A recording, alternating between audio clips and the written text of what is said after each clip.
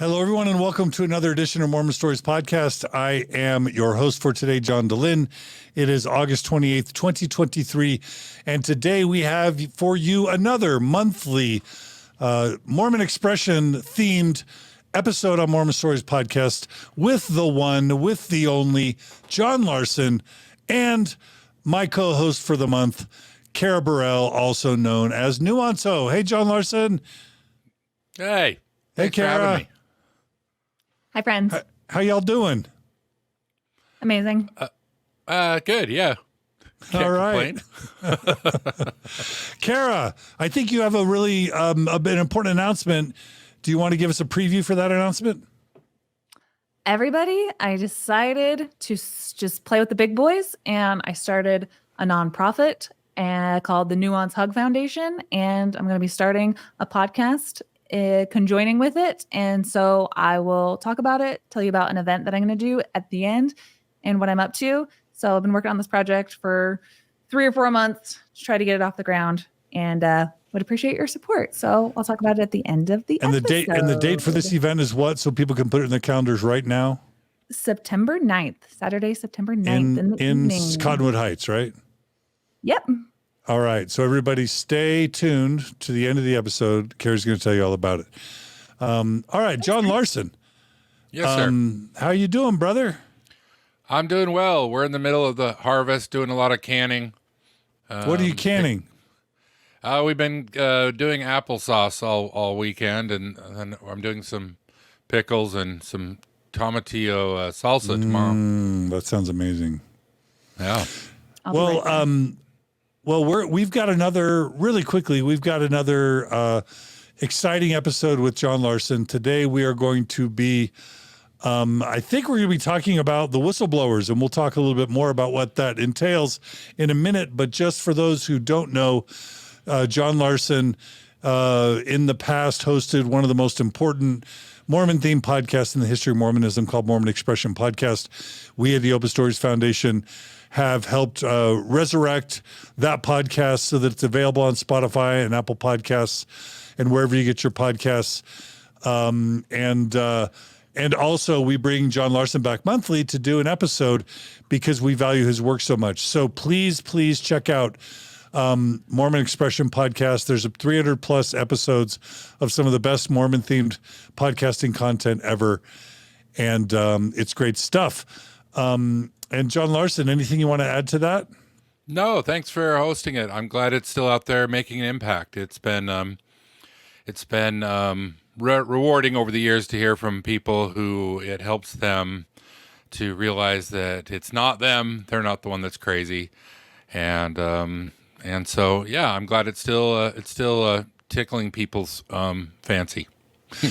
Absolutely. And for those who value John Larsen and Nuance Howe on Mormon Stories and the Mormon Expression content, you can go to mormonstories.org/Mormon Expression and become a monthly donor to this project.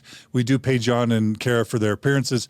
Please, while you're at it, please donate to Nuance Howe, her Patreon or her donor box or her Venmo, because we gotta pay our content creators to help them do great work. Do you agree or do you disagree, Kara? I agree. And if my donor box and Venmo are available, those will be tax deductible now. Yeah. So soon, I think even now, because it's retroactive, your donations to Nuance are about to become tax deductible, which will be good. Mm-hmm. All right. Congrats, Kara. Thanks, guys. All right, John, normally you have some announcements maybe. Do you have any announcements today for us? Sure. First, I'd like to still keep thanking folks who are giving stuff to the farm. We've been able to install all sorts of drip lines and get automatic water timers that have made it so I can do a lot more than I could just by hand. We've had folks who've given us bat houses and watering things for the chickens and just all sorts of things that have helped make my life so I can devote more time to this. So thanks to everyone who has gone to johnlarsen.org right there and has followed to my Amazon store. So I really appreciate it. It's really been touching. That's amazing. I think it'd be fun for us to see photos sometime of some of the cool things you're doing. So bring those, and we'll do an announcement one of these episodes where you can visually show us the cool stuff you're doing. Sure, and the website for the farm is set to launch in September, probably near the end of September, and we'll be able to put things up there. And folks who are interested in the kind of things that we are doing, and I say we, it's not just me out here. I've been what do you say? Finding the others, finding other folks who are interested in kind of eating closer to the ground, as we like to say. Of going back to growing more of your own stuff and canning it and just eating less corporate food is one of our goals, and it's been a lot of fun to meet a lot of people doing different things. So I love it. Now, John Larsen, also, what the heck is this YouTube video here? I'm going to just play a little bit of it. What the heck is this? This is John Larsen on YouTube. Like them. Published by the Unitarian Universalist Fellowship You may of occasionally dress yourself Corvallis. John Larsen, what the heck is that? It's almost like you're a preacher. You're gonna crash their servers. Have you started a church? Have you become that cult leader everyone expected you to become? I already did that. Done and done. Tell us what this cool video is. We'll include it in the show notes. Well, I have to explain things to Mormons sometimes. So for most churches or whatever, and the Unitarian Universalist really kind of doesn't count as a church very much, but they have the liturgical year. So the reverend tends to take the summer off. The kids take the summer off in education, and they'll bring in guest speakers. Well, Kimmy and I go out to the fellowship here. We love it. It's a great part of our life, and they figured me out. They finally found out that I did this. So they asked me to come give a talk on my journey out of the church and how it relates to the Unitarian Church. So I guess if you're interested in how my faith journey has played out, then you're welcome to go take a look at it. Please, I would say you're in their house as a courtesy. So be kind. But you can check it out if you like. Yeah, and the clip that we're just referring to is called "A Religious Journey: Leaving Home, Finding Home" with John Larsen. And again, it's at the Unitarian Universalist Fellowship of Corvallis, Oregon. So that's super cool. I'm going to subscribe to it as well. So that's cool, John. Maybe some people who like to stereotype ex-Mormons would think John Larsen be the last person to step foot in a church, but they'd be wrong. No, yeah, I actually, I've attended off and on, as Unitarians do, but it's been an important part of my life. Zilpha and I actually started attending before we stopped attending the Mormon Church, and I think, in a nutshell, there's a lot of great things that many of us experienced as Mormons. The community, the chance for service, the chance to participate, to have holiday dinners and stuff with other people, to meet other like-minded people, and that's, I think that a lot of Mormons, ex-Mormons, kind of throw the baby out with the bathwater. Understandably, they get burned out on organized religion, as it were. And the Unitarians, Universalists have been around for a long time. They follow the pattern of the good parts about church, but there's no particular requirement for belief. There are 7 principles, which are pretty lightweight, but no one cares if you believe in God or not. All right, John Larsen. Well, let's go ahead. And any other announcements you want to add before we dive in? Well, my folks are actually visiting. It's been really great. My parents, I've talked about them over the years. They're wonderful people. When I left the church, we had a conversation, and we agreed that our relationship was much more important than what we believed about the universe or metaphysics. And they have always been wonderful and accepting of my trans children, and they're here with me. But my dad last night made a request, so I'm fulfilling it. He requested that I do acknowledge that the church in Salt Lake, the Church of Jesus Christ of Latter-day Saints, prefers not to be called the Mormon Church and prefers to be called by the full name because of their belief in Jesus Christ. And he asked me to acknowledge that, and then I could say what I wanted. So I will acknowledge it, and as it is important to him and important to others, I respect that. Way to model healthy parental dialogue and healthy respect. That's beautiful. Yeah. Does that mean your dad watches enough to hear us use the term Mormon Church to then raise the objection? Is that what that means? Not much. I think that he was there for that talk that you just were pimping out there, and I didn't do that. I just said Mormon. I don't think they listen to very much of what I do, which is probably a key to the piece. Well, I love that you're modeling healthy dialogue anyway. Well, there's a lot of, I want to make this point. I've made it over and over and over again in the years, but it gets lost. I think Mormon people, for the most part, for the better part, are great people. I mean, there's assholes everywhere, but Mormons aren't particular assholes. Some of them become assholish, but the most Mormons are wonderful, genuine people, trying their best to live good lives. And my criticisms are almost universally aimed at the church and the doctrine and the foundation, but I think the people tend to behave themselves. Now, we talk about racism and sexism and bigotry and those hard issues, but I think your garden variety Mormon is not any more bigoted than your garden variety, American, for whatever that means. Yeah. Beautiful. All right. So should we jump to the topic for tonight's episode? Yeah, and that's actually a good segue. I wanted to, at the top, talk a little bit about the term anti-Mormon, because what we're going to be going through here is kind of a survey, a history of some of the most influential, impactful anti-Mormon books that have been written over the course of the church. And after I put this list together, I realized it was a great kind of overview of the history of the church. Sometimes Mormons make the comparison to when we say anti-Semite, somebody who has a real prejudicial view of Jewish people, and they've kind of played that card as if you criticize the church. And this is something I'm sure you felt, John. I felt. There are those who kind of do this sleight of hand that if you say any criticism of the church, its corporation, its lawyers, any of that, they're saying, well, you're expressing hate for a people. And it isn't like that.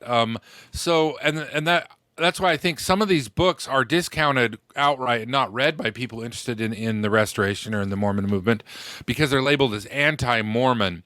But that does not mean what it means when you're an anti-Semite, for example. It means that you're dealing with the difficult parts or rejecting the truth claims of the church and not necessarily attacking the people. And I want to make that really I want to make that apparent up front.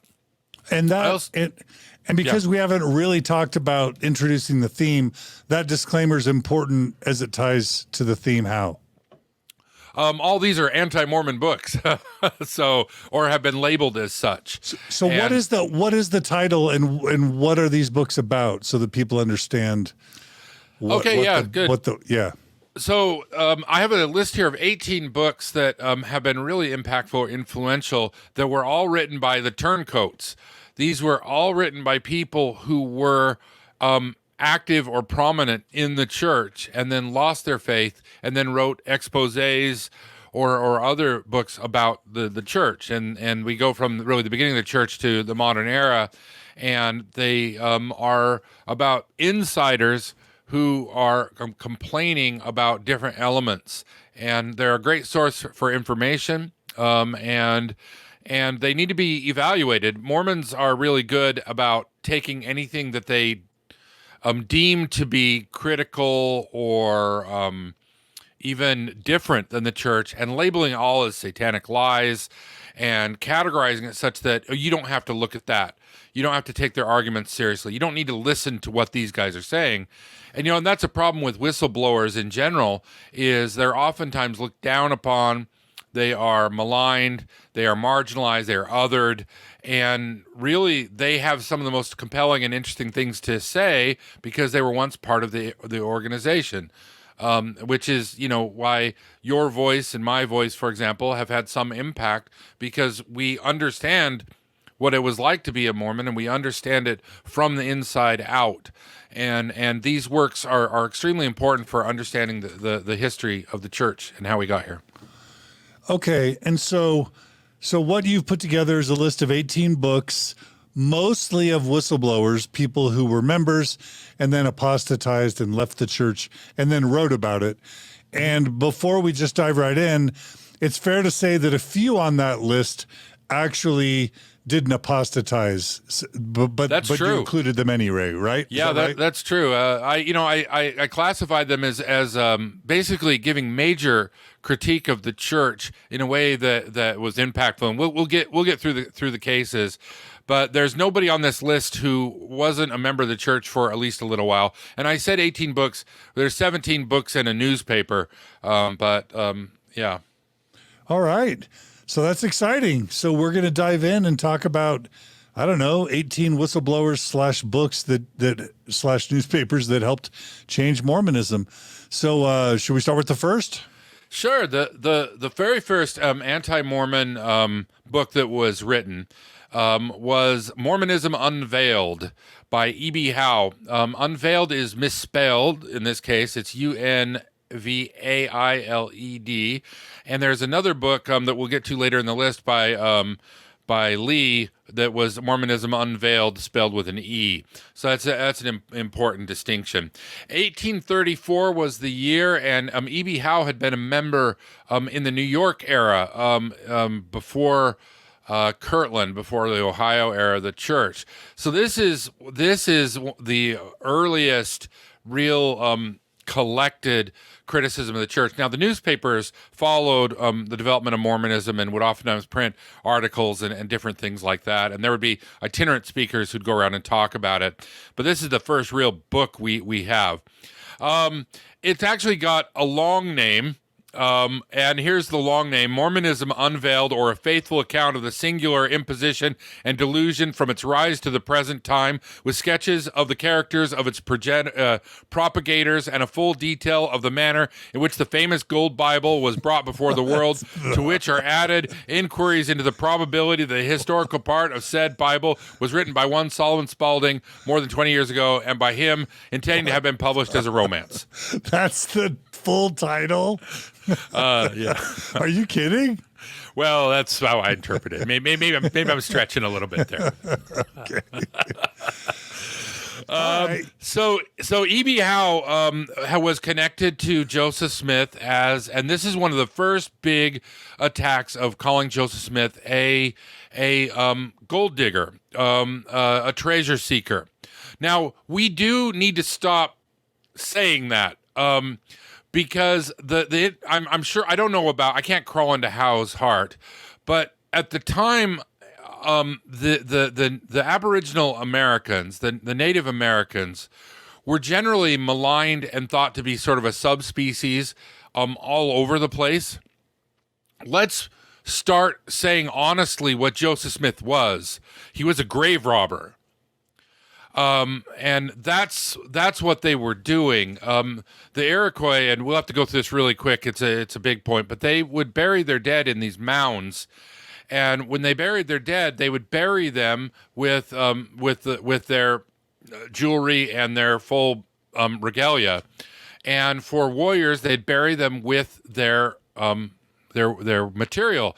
Now, by the time Joseph Smith was around in the early part of the 19th century, the Iroquois and the Indians on the East Coast had been trading with the Spanish since the early 1500s.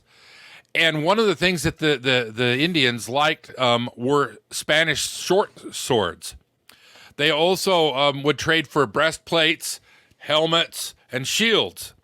So you have literally hundreds of years, 200 years or so, that you had graves that were dug in which people were buried with European armament. Now, somebody who doesn't know sort of the history of the Aboriginal people in America might dig that up and say, oh my God, there was a civilization here, and these bodies are in big mounds. They must have had gigantic wars in which they piled up all the dead, because here we keep finding all these things. So I just bring that up, that was one of the chief complaints of E.B. Howe. He identified Joseph Smith as a gravedigger, really, and it was not an activity that was respectable then either. So, and Joseph Smith had been arrested for it and convicted. He had a reputation for doing this among other people. It was skullduggery, even at the time, literally. He also criticized the King James gibberish. He said this is just a lot of like wonk, wonk, wonk taken out of the King James. And he also gave a big criticism of them talking in tongues. Now, I don't know that we have spent a lot of time dealing with this, but we should. The early saints, and Brigham Young was would speak in, what is it called, glasnosis or something like that, where they go, glossolalia or something. Yeah, something like that. That was really a big thing in Mormonism until after Brigham died, really. And oftentimes visitors would talk about it, so the kind of holy roller churches that you've heard about where people were throwing themselves on the ground in fits and speaking in languages and screaming and stuff like that. That was the early church, by the way. So he was really critical of this. He also pointed out problems with Sidney Rigdon, and he mentioned the Spalding transcript, which was accused of being used to create the Book of Mormon. So E.B. Howe was dismissed outright, said he was satanic and whatever. But it's a great source for early information on the church, and most of his criticism has been backed up by other sources. Yeah, many of these titles I'm not going to have anything to say about, but this one I'll just say a couple impressions I have.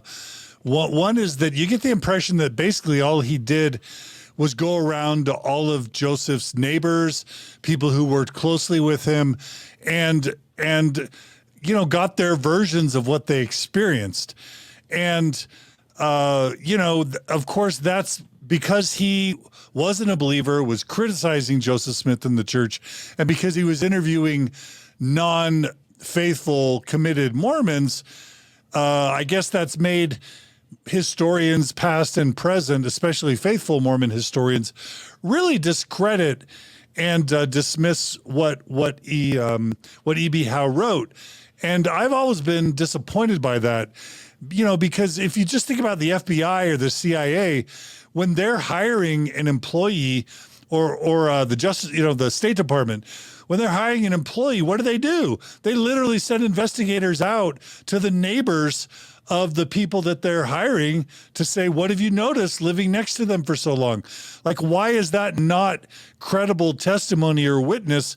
People who literally physically resided as neighbors or as co-workers with, in this case, Joseph Smith or the Smith family for, in some cases, years or decades. It doesn't seem like it makes sense for that to be summarily dismissed.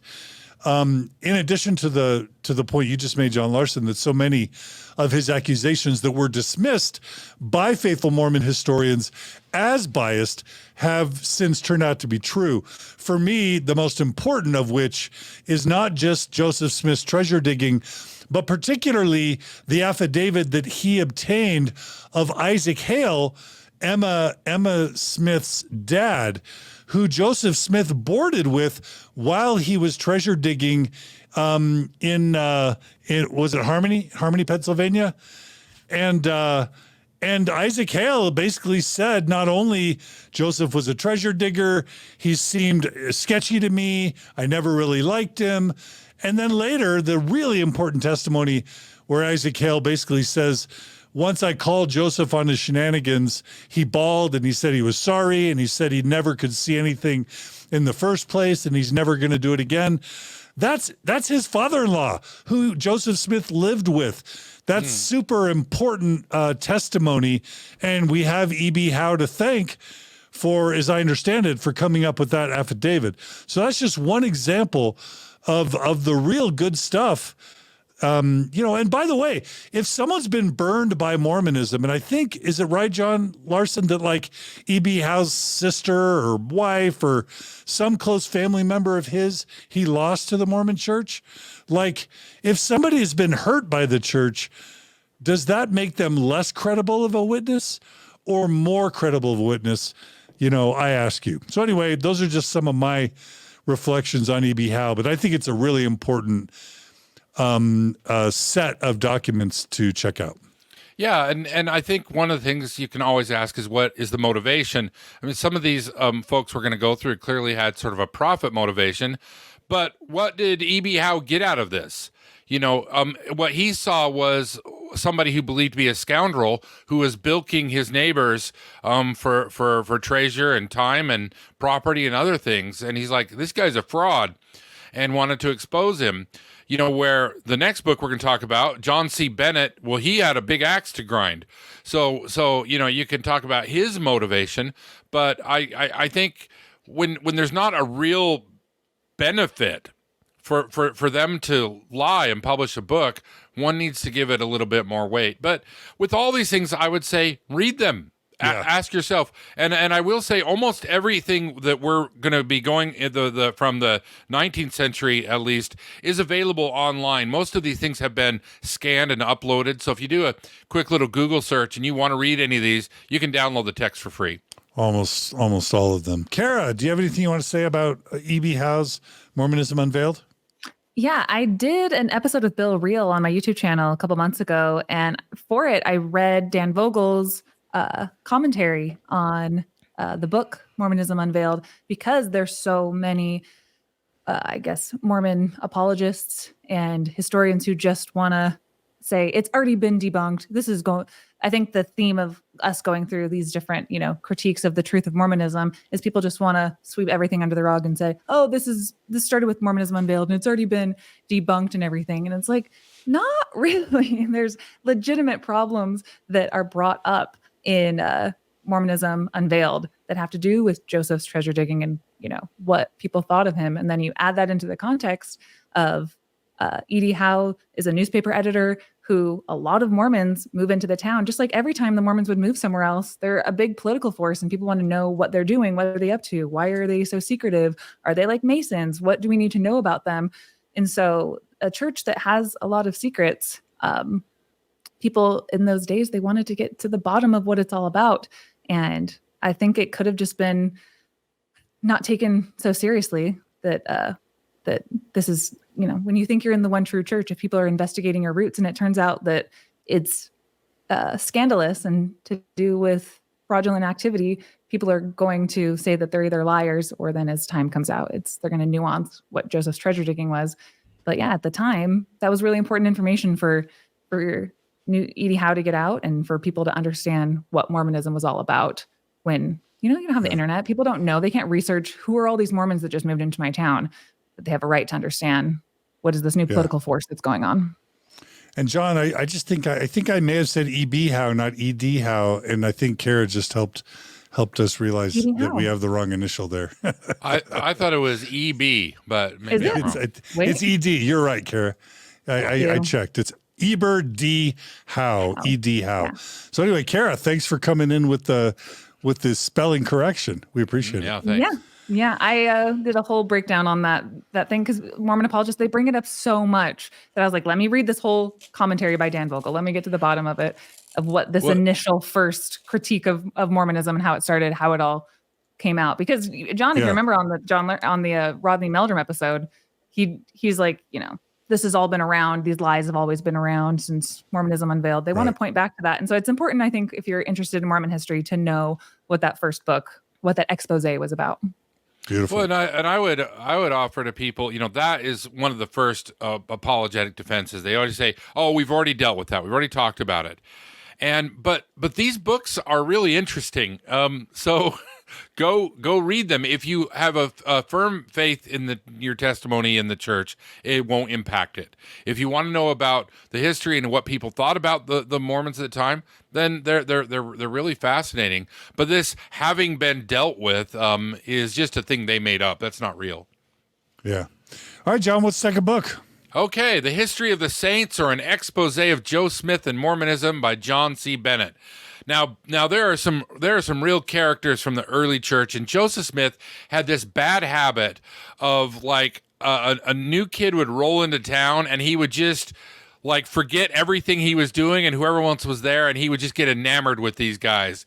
He did it with Martin Harris. He did it with Oliver Cowdery. He did it with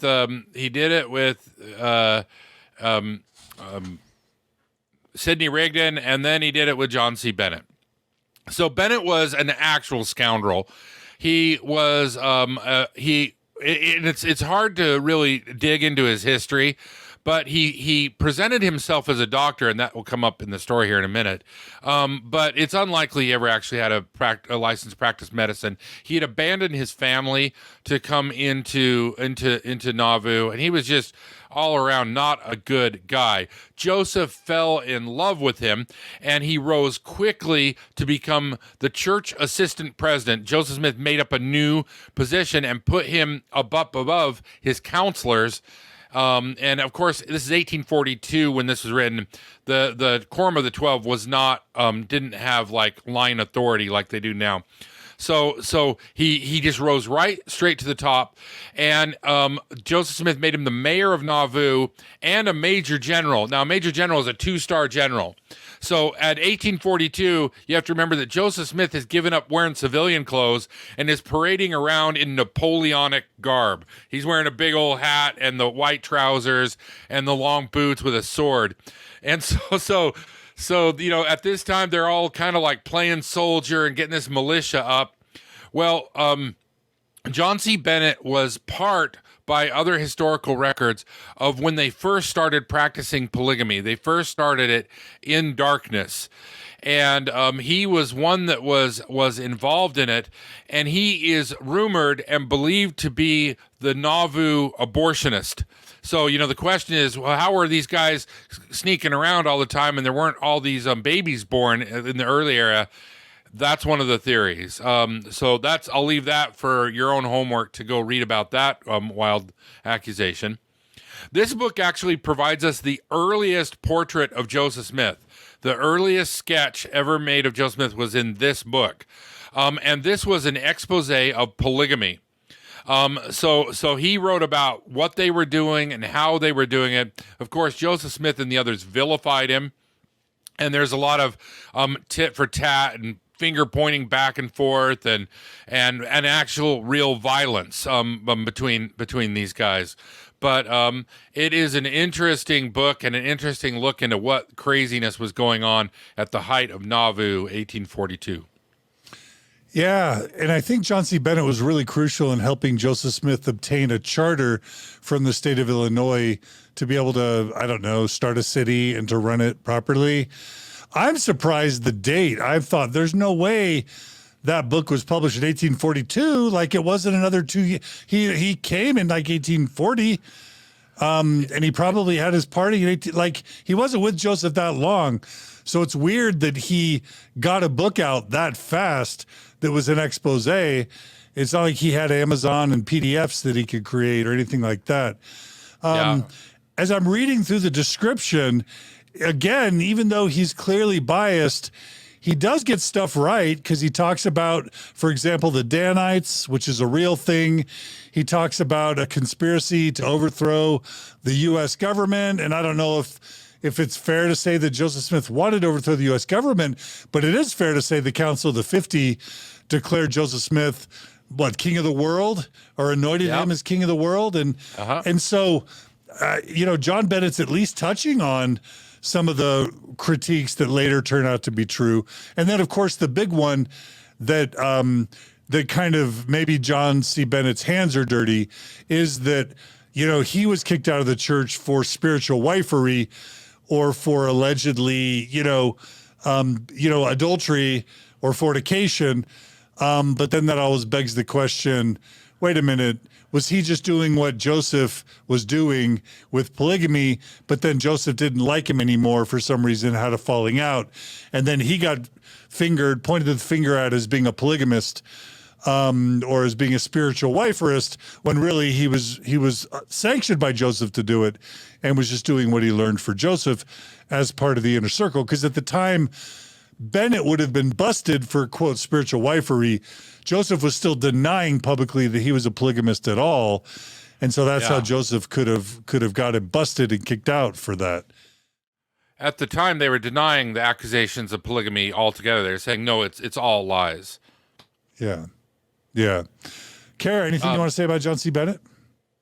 I will just point people to Ben Park's book, Kingdom of Nauvoo, was real page turner, especially on that Nauvoo period of Mormon history. And John C. Bennett takes up a major part of that book. And it's a fascinating part of Mormon history. And deals with a lot of the things about spiritual wifery and then the evolution of what Joseph's going to do now that this is a practice that I think is described as like Bennett being the one to first initiate it and kind of get those ideas into Joseph's minds and take a hold. And then he's too far in, with his spiritual wifery that now he has to create an entire doctrine and, an entire new.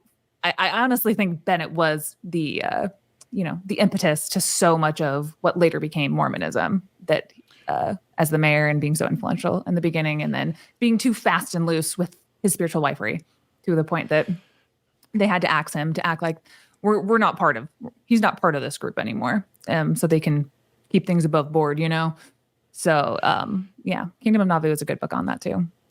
Thanks. Yeah, it kind of got away from them. The way they practiced polygamy in the very beginning was that Joseph Smith or one of the other authorities would ask you might be a married woman, you might be a young woman. They would ask you to come to kind of the official headquarters, and you'd get there, and then there'd be like Joseph Smith and Brigham Young. There'd be two priesthood officials. And then they would tell you that there's this secret thing we're doing. You're not allowed to tell anybody, and we're going to do this marriage, and this is right and proper. Now, you believe Joseph Smith is the prophet. So they did this multiple times. We have lots of affidavits on this. We have lots of faithful sources of how they were working. The problem is, once they kind of got the method down, then it's pretty clear that John C. Bennett and William Smith, Joseph Smith's little brother, went and started doing this on their own. So they would just go to women and say, "Hey, you're gonna be my wife," even though they weren't registering it or doing anything. So it did get out of, we know those two did it, probably others. So it got out of control really fast. So Joseph needed a fall guy, and the fall guy was Bennett. Got it. Okay. All right. Makes sense. All right. We're going to skip ahead to 1844. It's absolutely important to mention the Nauvoo Expositor. And I would say, please see the Mormon Expression podcast. We tore apart every single word of this thing. And I will say it is absolutely 100% accurate from front to back. William Law was the stake president of Nauvoo. And as these things, we go from 1842 to 1844, it was just getting hot in Nauvoo. Things just kept heating up. It kept getting bigger and bigger and bigger and more out of control. Eventually, it broke into two factions of church leadership. And the Nauvoo Expositor was, of course, the newspaper where the ones who were rejecting this spiritual wifery and that exposed everything that was going on. And of course, the response, I've always thought it's poetic. The sort of the age of Mormon expansion, 1833, began in outside of independence with them overturning the printing press, the Mormon printing press, and scattering the type, and ended right before Joseph Smith's death, with Joseph Smith leading the overturning of the printing press and scattering the type.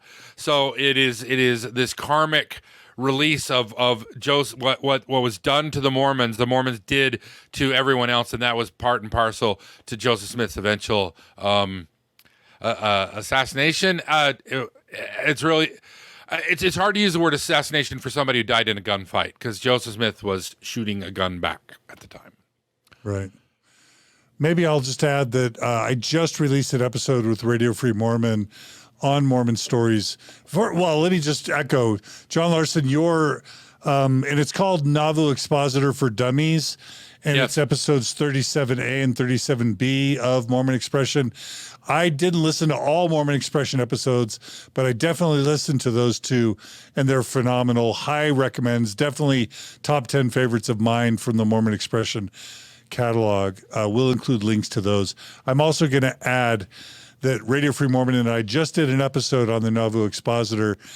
Awesome. And the reason why we did it is because Radio Free Mormon has been being battered lately by sort of neo-fundamentalist modern Mormon apologists that are trying to claim that Joseph Smith never practiced polygamy, that it was Brigham Young who introduced polygamy and who apostatized, but Joseph was they want him to remain pure and unadulterated, literally.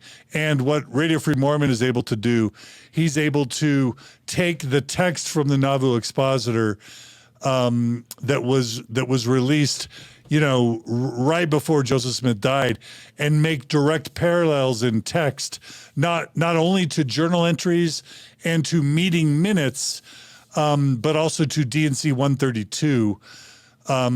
In other words, there's direct parallels, verbatim between the Nauvoo Expositor and what ends up as D&C 132, with levels of detail that are just inexplicable, other than to say that D&C 132 must have been produced around the same time the Nauvoo Expositor happened. It's an excellent episode, and I highly, highly recommend it.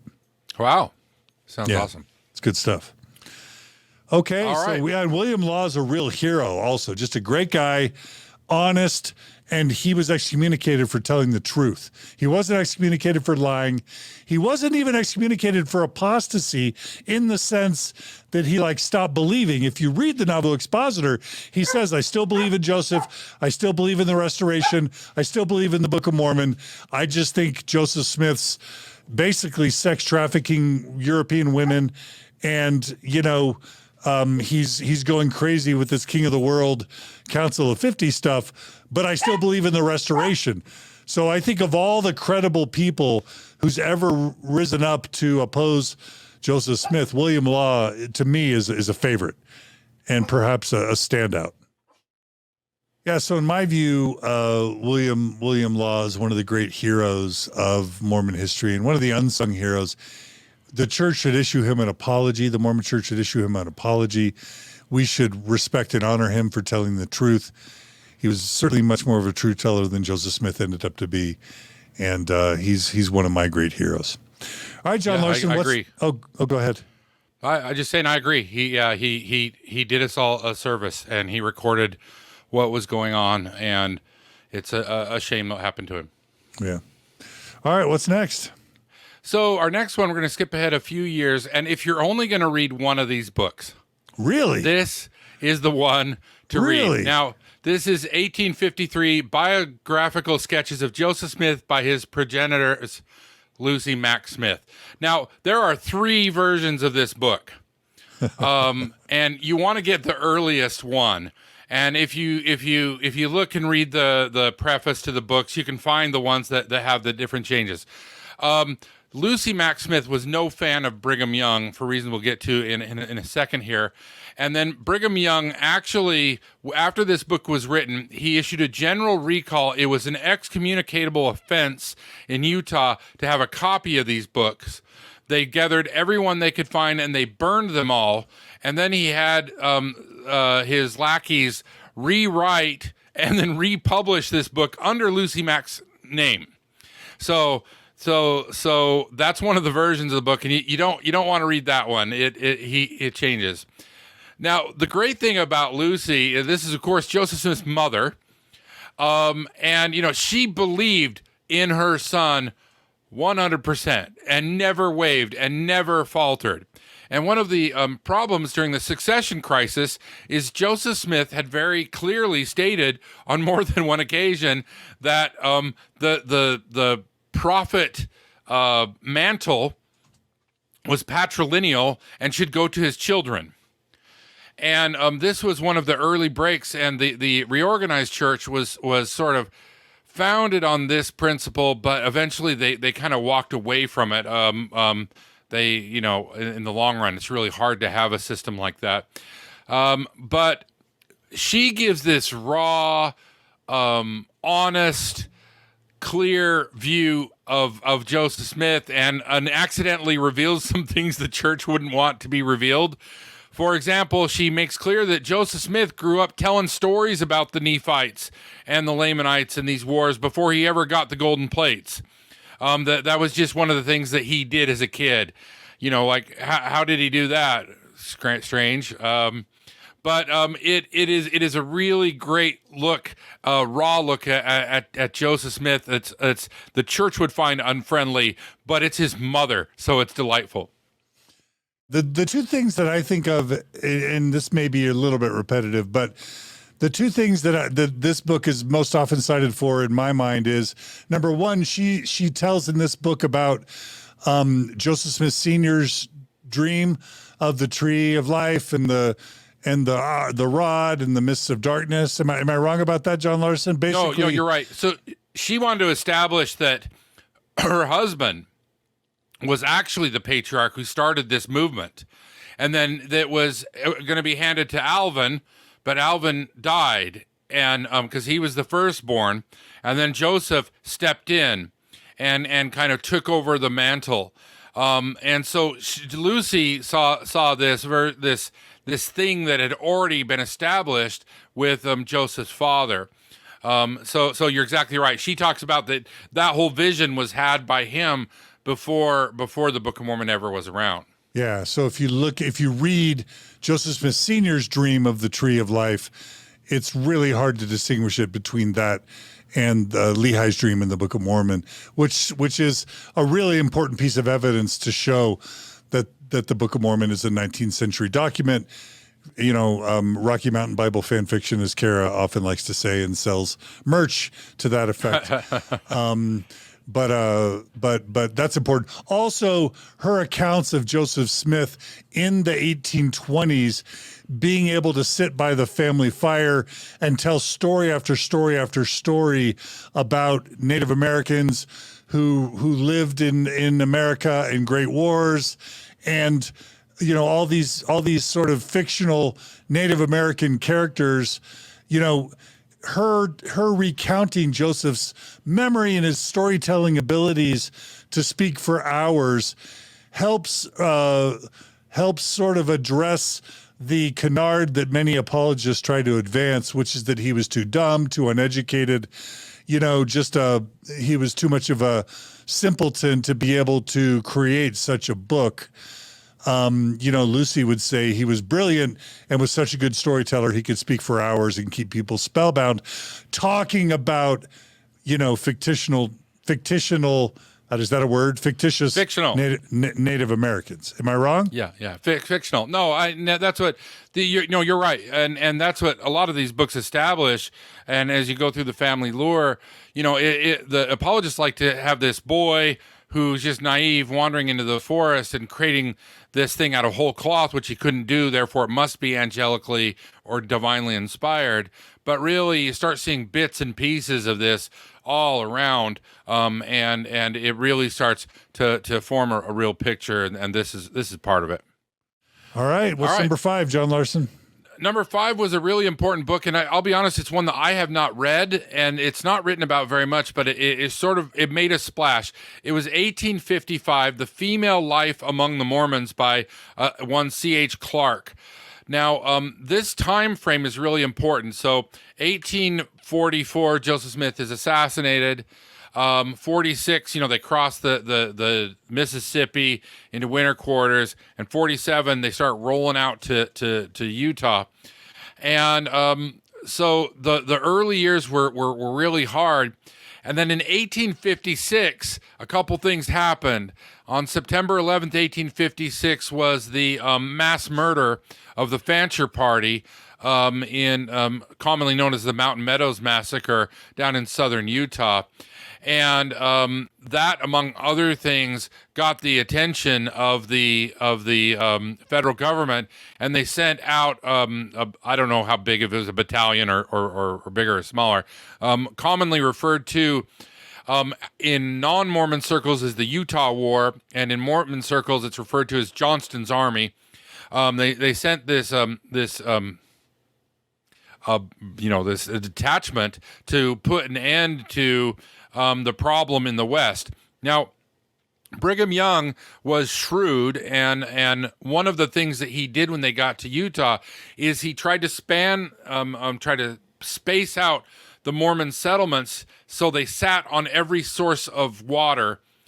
So that's why there's so many little Mormon towns all up and down from Nevada, Mexico, all the way up into Canada, all the way into California.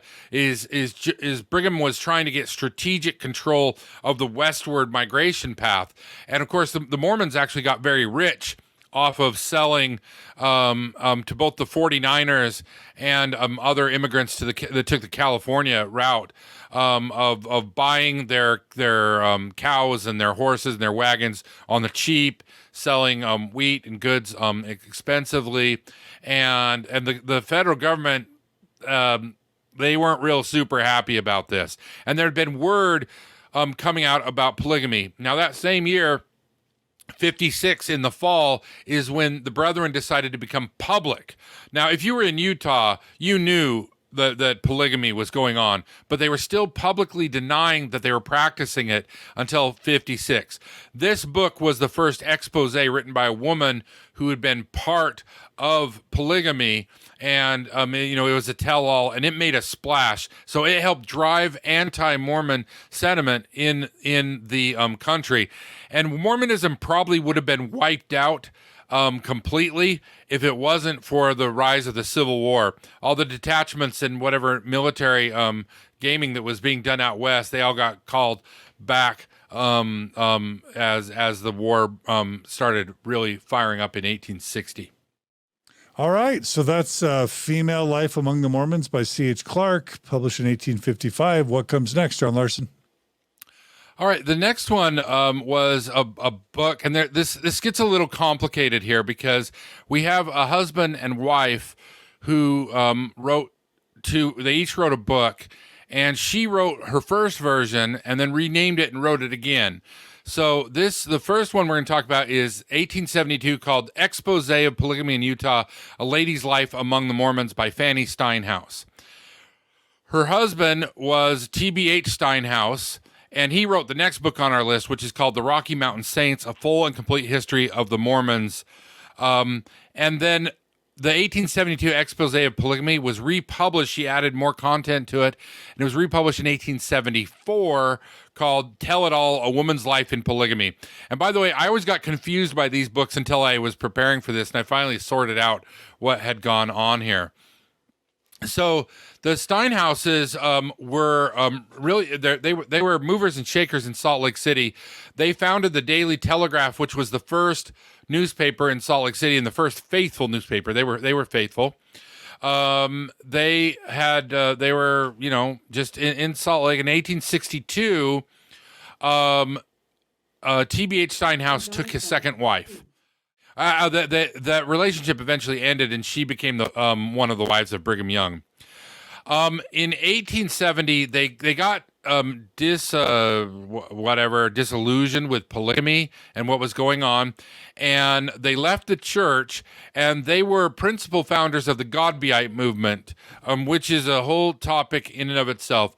The Godbeites were like the Unitarian Universalists of Mormonism, and they had a much more liberal view of things, and they kind of rejected polygamy and some of the more hardline things. Well, these two are really important because of the time frame. The war is over, and the first anti-polygamy act had been passed in the late 60s, and these guys went on the circuit. So they would go from town to town and give lectures about Mormonism. And the books, if you can get a copy of them, you can buy it from Amazon. They're available online. They had a lot of line drawings that showed, temple ceremonies. They had big excerpts of the temple. We know a lot about the temple from these books, and just generally talked about everything that was going on.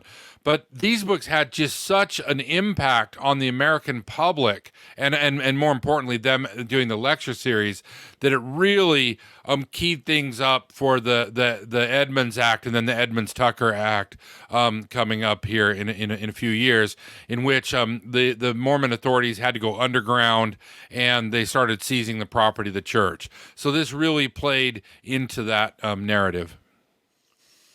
Yeah. I am going to give a shout out to a content creator that I really have come to respect.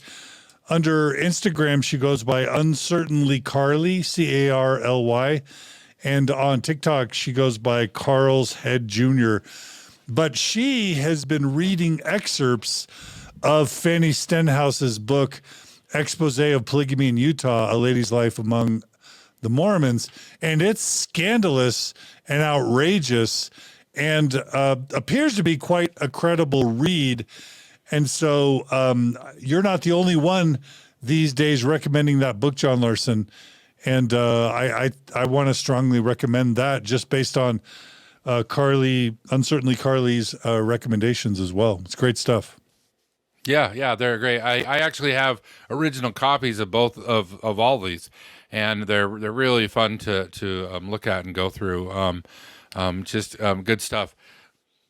Yeah. All right. So that's 5 and 6. Is that right? Yeah. Well, and so the next book was on its heels, which was 1876, a book called Wife Number 19 by Anne Eliza Young. Now, Anne was born in 1844 in Nauvoo, and her father took a second wife when she was 1 year old. So this is the first individual who wrote a big expose who not only was a plural wife, but had grown up in polygamy. So she was a second generationer. She had married somebody and she divorced her first husband, and then she married Brigham Young when she was 24 and he was 67. If that's not creepy for you.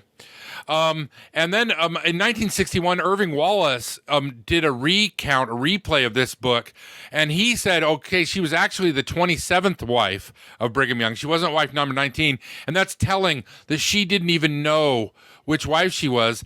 And researchers have now concluded she was actually the 52nd wife of Brigham Young.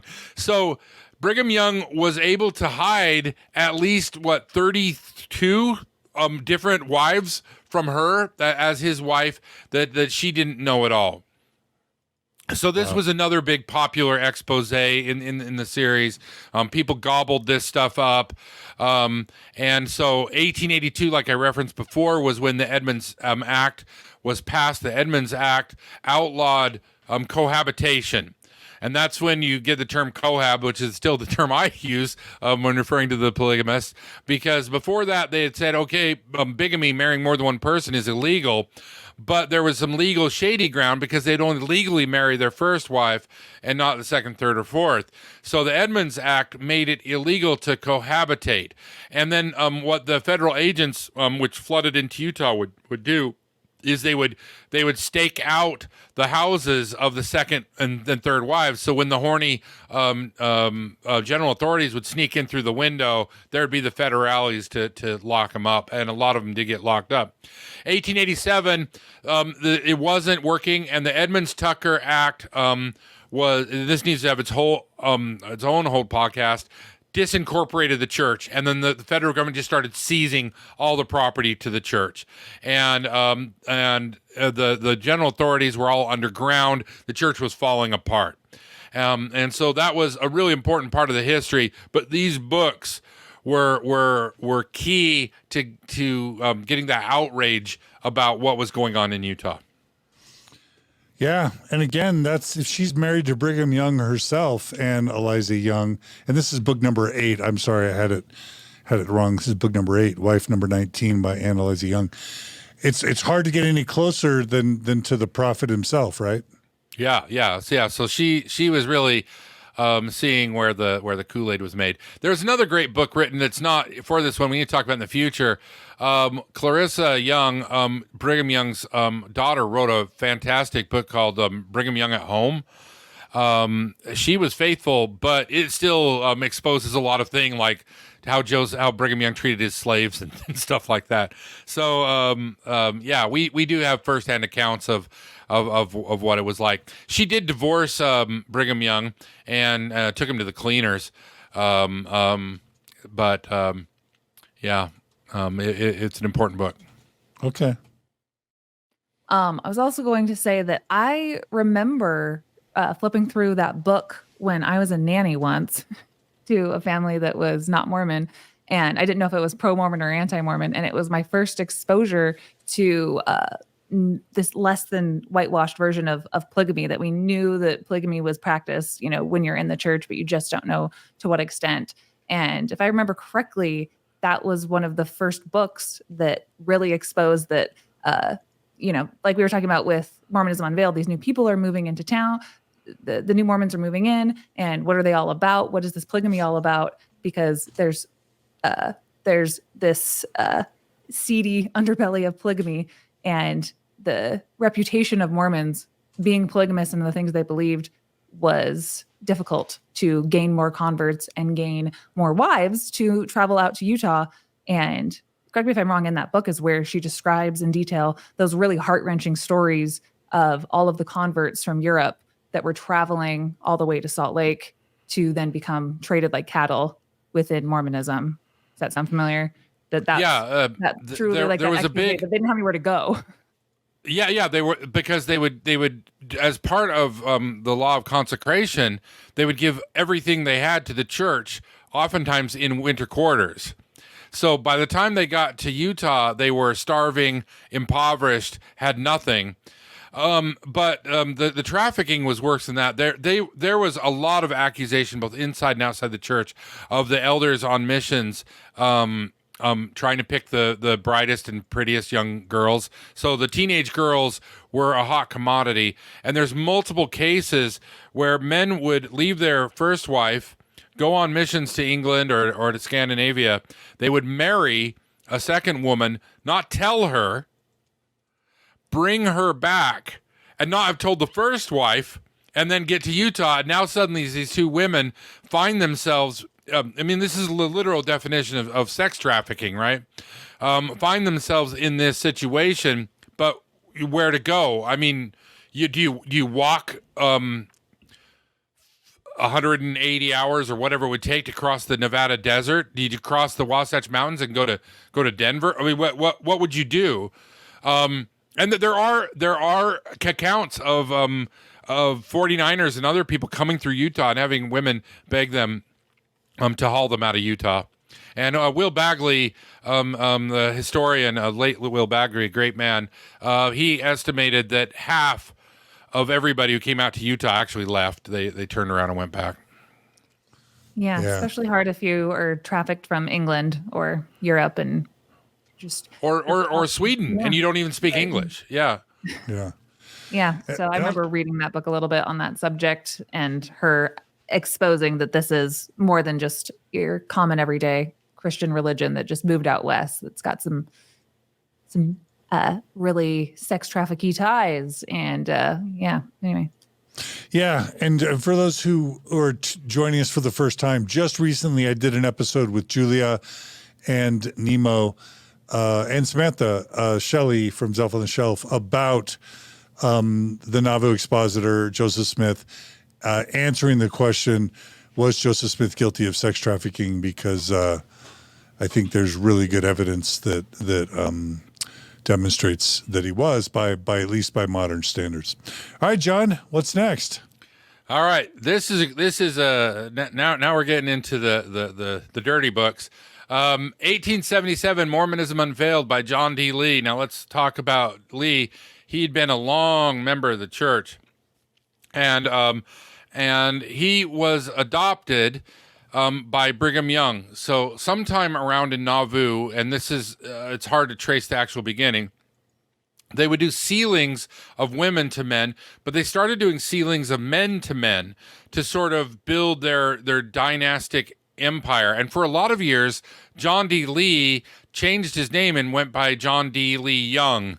And he was really proud of the fact that he had been adopted into, what do they call him in multi-level marketing? His up channel or whatever. His upline. So yeah, his upline. He was he was an insider, and he was part of the leadership. I can't remember exactly what his position was, but he was down in St. George when the order came, and the whole Mountain Meadows massacre is a big complicated thing.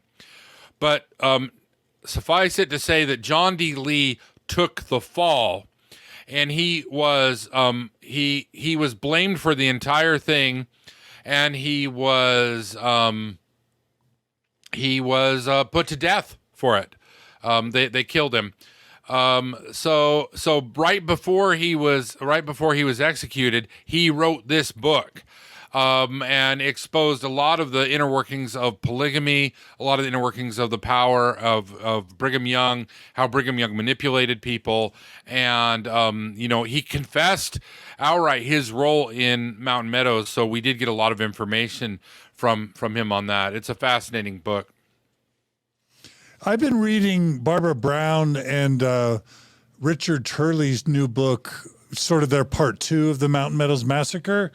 We're going to be covering it on Mormon Stories soon. I've got a copy of it here somewhere, but here it is. It's called Vengeance is Mine, The Mountain Meadows Massacre and Its Aftermath by Richard Turley and Barbara Brown. Barbara's amazing. I love her. She's the head of Signature Books right now. And as I'm reading the accounts of John D. Lee, I have to say he's not a fully sympathetic character. He's not. When I thought of him as, quote, the fall guy, I kind of thought of him as just being the good soldier, doing what he was told, and then he's getting punished for things that he did obediently up the chain, even to Brigham Young. But he's problematic. Were you going to agree with that, John? Yeah, he's an interesting cat, and he stayed faithful to some degree or the other till his end, and he definitely had a role in what was happening, and he definitely pulled the trigger and murdered somebody in cold blood.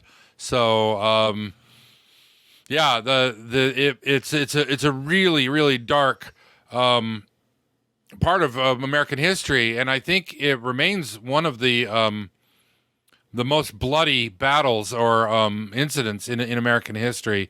And they killed everybody who wasn't above 8 years old. 6. And the kids. I think it was 6, actually.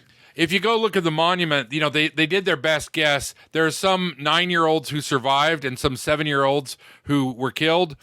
So I think the idea was that under Mormon theology, children are innocent till the age of 8. So I think they were generally shooting for that.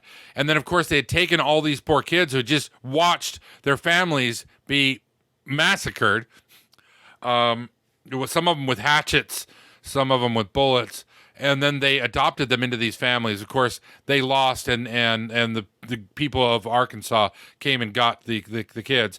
And if you go down to Mountain Meadows, I've been there a few times, there are always Arkansas State flags there. And of course, this also led to the assassination or murder or whatever you want to say of Parley P. Pratt in part, or that the whole thing was related. But it's a really dark history, and this is where we get some information about it. If I'm remembering right, Parley P. Pratt went cross. He took on a polygamous wife who happened to be married to some other guy in Arkansas, and he got killed for trying to practice polygamy in Arkansas, such that when these immigrants came across the plains, the murder of Parley P. Pratt, although some would say he was, problematic. I think the Saints in Utah, took it out on the Arkansans and these immigrants for, some random dude who was mad that Parley was sleeping with his wife, that he killed Parley. Does that sound right? Yeah. So under Brigham Young and Joseph Smith, they had taught that the only marriages that were actually valid were ones that were performed by church authority. So they oftentimes allowed or encouraged people who had left their spouses and not actually become divorced to marry. So Parley P. Pratt had married a woman in the temple, but she was not divorced from her husband. And he was back east, and her husband chased Parley P. Pratt down across the prairie, caught up to him, and shot him dead for cuckolding him, for sleeping with his wife. And then at the time, you imagine rumors and all that, and so. And it wasn't very long behind this that Johnston's army was sent. So they had rightfully ascertained that things were hot between the United States and the Utah territories, and things were heating up. But they overshot, and they murdered all these people, and it's a big stain on the church even to today. Yeah. All right. Well, I guess we're halfway done with the list. We're 9 down and 9 to go. Does that sound right? Yeah. So on the same kind of level, in 1904 was published Brigham Young's Destroying Angel, being the life confession and starting the disclosure of the notorious Bill Hickman, the Danite chief of Utah. Dan Hickman, or Bill Hickman, also known as Wild Bill Hickman, was a Danite, and he was one of Brigham Young's assassins and bodyguards. He had a wild story. He kind of went rogue, that he started a gang of horse thieves. And there were two competing gangs of horse thieves in Salt Lake at the time. And Wild Bill got involved in a gunfight on State Street, where he was shot 3 or 4 times and dragged over to one of his wives' houses, where they held him after Brigham Young had ordered a hit on him. He eventually wrote this manuscript and handed off to a guy named Beadle John Hanson, and he's the one who eventually published it. But Bill Hickman, he told all the stories. He was a murderous cuss, and I think he claimed he'd murdered over 70 people, and he had the receipts sometimes. So this is a great source for that underground and how Brigham Young deployed violence to help keep the colonies in check. All right. That sounds like a fascinating book. Kara, anything you want to add about last book or this one? No, I just want to read it now. The Danites and basically anything in Mormonism where they get to have a secret, separate group to do their dirty work that they don't want to be associated with doing is always a fascinating ploy that they like to utilize. So the Danites, I think, it's always an interesting aspect of Mormon history that there's aspects that, carry over to today in certain ways, you could say. And John, isn't the Danite thing something that maybe the church tried to hide and deny for a long time? Still. And the Fawn Brodie wrote about, and others, and you're saying that you think they're still trying to deny it? I think it's still swept under the rug. If you read church history, any of the church history, I mean, the Danites were formed in Illinois, and were heavy in those wars, those border skirmishes, and then they popped back up in Nauvoo, and that they never quite went away. But the problem is, whenever you have a group that operates secretly, you can have rogue agents who others have no way of telling if they are or not. So there really is a fog of war to know what things they were doing on their own versus what things they were doing. Brigham Young had these guys out stealing horses and harassing the Ute and the Paiutes. But then they just said, well, we can steal horses from the Gentiles, and then they started stealing horses from from the Mormons. And, it's just like they released a monster. So, but this is all history that I think most Mormons would say, you're being sensational. There were no hitmen. Brigham Young didn't order the killing of anybody. You're just making shit up. But it's real. We have lots of records, lots of testimonials, lots of evidence. Yeah. And just as my memory, I think the Danites started in Missouri, even before Illinois. Is that possible, John Larsen? Yes. I said Illinois. I meant Missouri. You're right. Okay. Yeah. I just want to make sure people don't hit us up with corrections. So yeah, I think it was 1838 in Missouri where the Danites first got started because of all the persecution with Missouri, Governor Boggs, the extermination order. I mean, in all fairness, we weren't getting a lot of love, so we decided to give a little pushback, let's say. Yeah. Those wars were bloody on both sides. Lots of burning of homesteads and different stuff. But yeah, it resulted in the expulsion of the Mormons and the extermination order, which stayed in effect until the 70s. All right. Well, now we get to books that I definitely start to know about more. And next one, 11 is one that we mention all the time on Mormon Stories. Take it away, John Larsen. Yeah, this one is probably one of the most impactful books on this list. No Man Knows My History by Fawn McKay Brodie. Fawn McKay was David O. McKay's niece. And at the time, David O. McKay is an interesting fella. He loved to wear white suits when everyone else wore black. And he had this big kind of mane of hair, this gorgeous hair. And he was the first prophet to shave himself completely clean. And meaning his beard, right? He didn't wear a beard. Everyone knows that true prophets have beards, but he broke that paradigm. So he also is the first one to be called the prophet since Joseph Smith. They never referred to Brigham Young as the prophet, and of course there was a whole succession crisis, and Brigham was very careful in the beginning to not put himself on par with Joseph Smith because early Joseph Smith followers, Joseph was sainted, he was holy, and so they didn't call him the prophet until McKay, and he sort of wore that mantle. The reason I bring this up is he was beloved in a way that I think modern Mormons don't quite understand, and it was just seen as this huge betrayal from Fawn Brodie to write this book.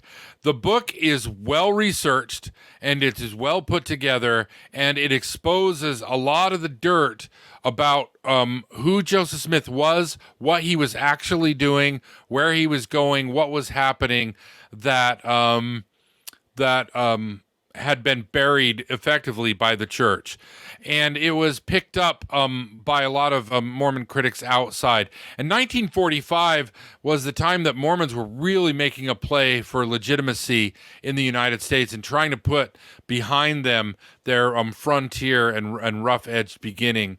And so this book pissed a lot of people off. Yeah, it's a classic. I like to say it's the best biography in existence about Joseph Smith. Still, a lot of people say, well, Rough Stone Rolling is more current, but the truth is many people find Rough Stone Rolling to be just boring, long and boring. Is that unfair, John Larsen, of a critique? No, that's my take. If you're going to read Bushman, read his book he wrote on Joseph Smith before Rough Stone Rolling. It was called Joseph Smith and the Beginnings of Early Mormonism. Yeah, I think so. It's a much more interesting read. And Rough Stone Rolling is on this list, so we'll get to it in a minute. Okay. And Dan Vogel, of course, has done some amazing biographies on Joseph Smith. There's a new one that just came out about his time in Kirtland. But I guess it's okay to say that Fawn Brodie was criticized for employing what I think some have called psychobiography, where she's trying to merge modern psychological concepts and even try and diagnose Joseph Smith a little bit and get inside his head. but I don't think that's a really fair criticism. I think it's a gripping read. I think it's a fun read. And I don't even think it's an anti-Mormon read. I think it was Richard Bushman himself that quoted from, I think Fawn Brodie in No Man Knows My History was his number one source that he quoted from in Rough Stone Rolling, if I'm not mistaken. And even Bushman said she did a great job and was not, quote, anti-Mormon in her treatment of Joseph Smith. So that's pretty high praise for Fawn Brodie as far as I'm concerned. Yeah, and I agree with that criticism. When I read it, she does like talk about what Joseph was thinking a little too much for me. But it is accurate. An interesting thing about Fawn Brodie is she went on after she wrote this book to write a biography of Thomas Jefferson.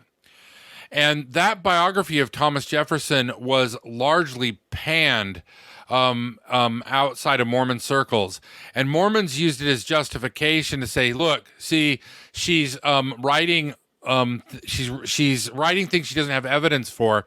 And the number one criticism of Brodie's a biography of Jefferson was Brodie wrote that Jefferson had fathered children by Sally Hemings, which was considered to be, you're making fun of a sacred founding father of the United States. Of course, he wouldn't sleep with his black slaves. Of course, Jefferson wouldn't do that.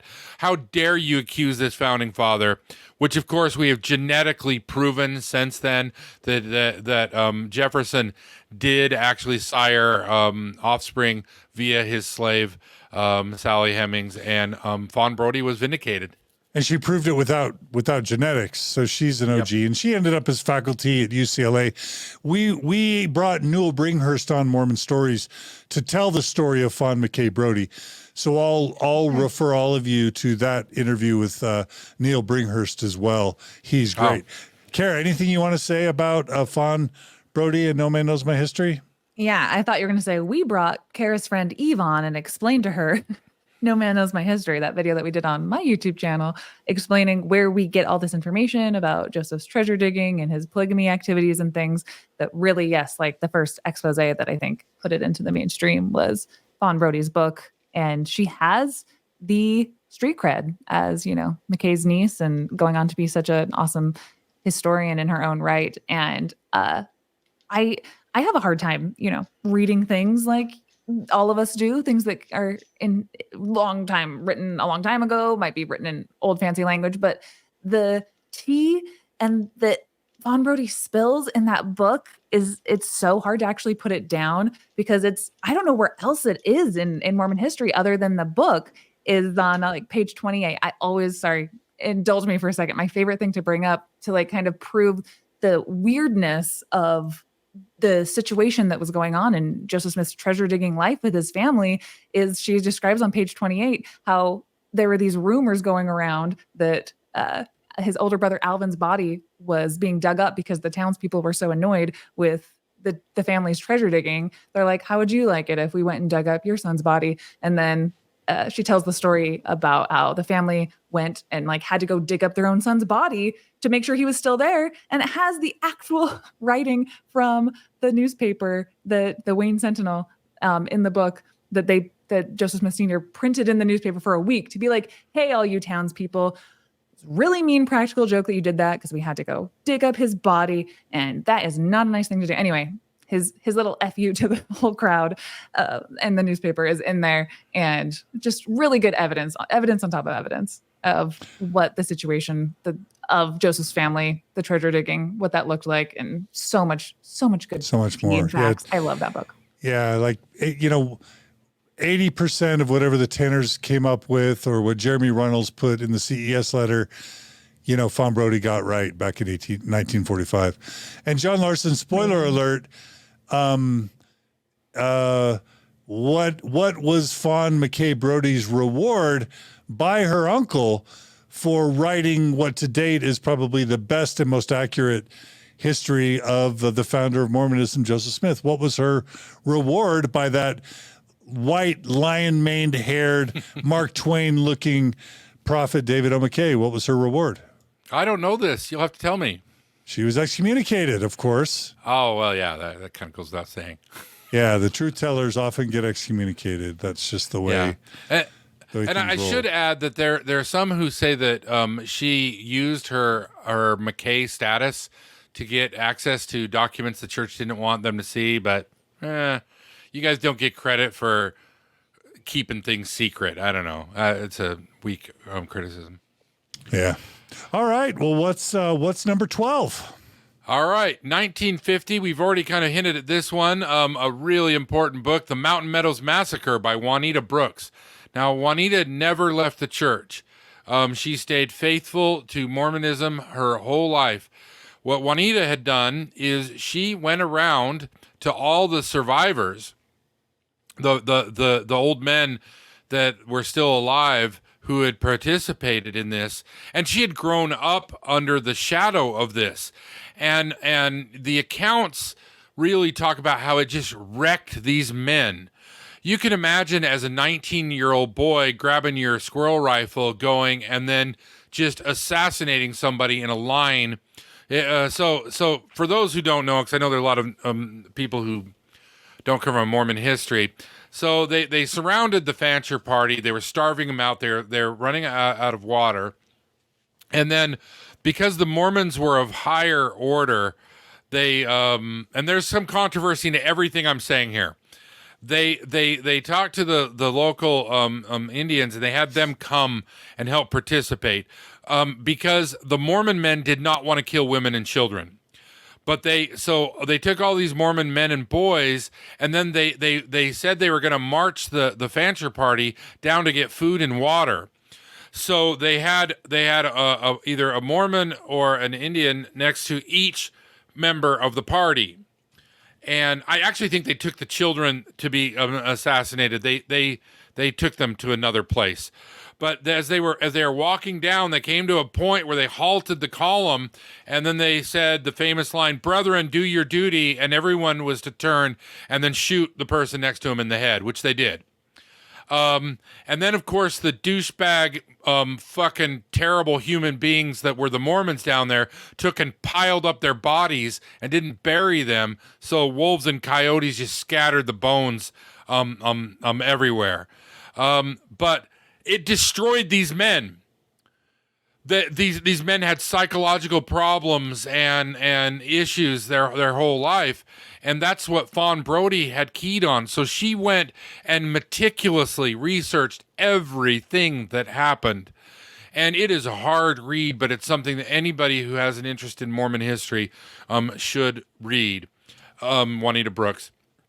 And they didn't dare excommunicate her because she didn't say anything that wasn't true. And she was kind of a beloved figure in the community.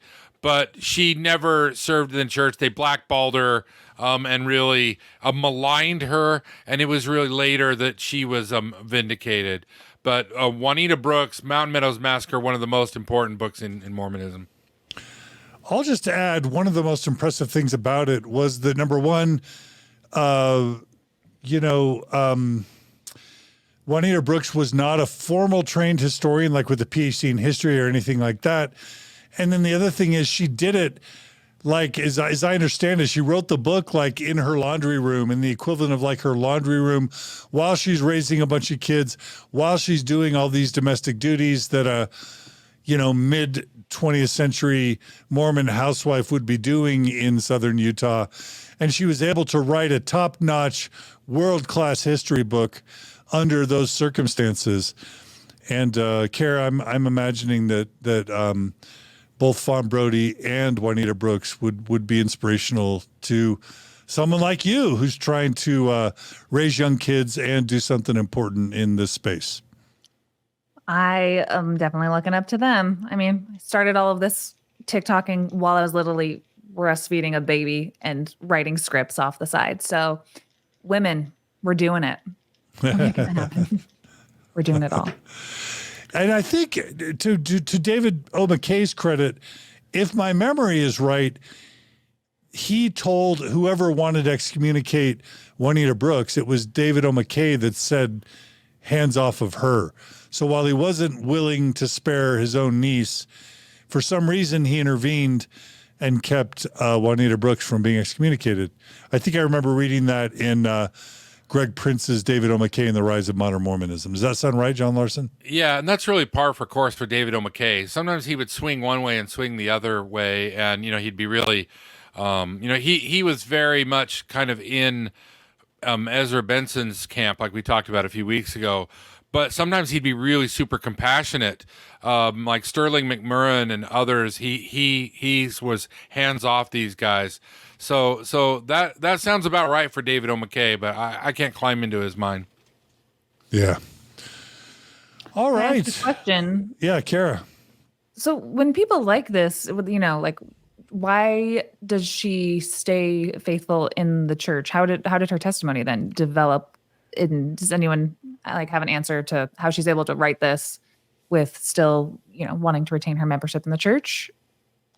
I mean, I did an episode with Dan McClellan today about that. There's plenty of brilliant, thoughtful, well-informed academic, historians and scholars, Terrell and Fiona Givens, Richard and Claudia Bushman, Leonard Arrington himself, who maintained faith at some level until the day they died. So whether it's family ties or emotional ties or conditioning or sincere belief, there's no correlation necessarily. There's no causal connection between studying Mormon history and faithfulness. It can go any way. John, what would you add to that?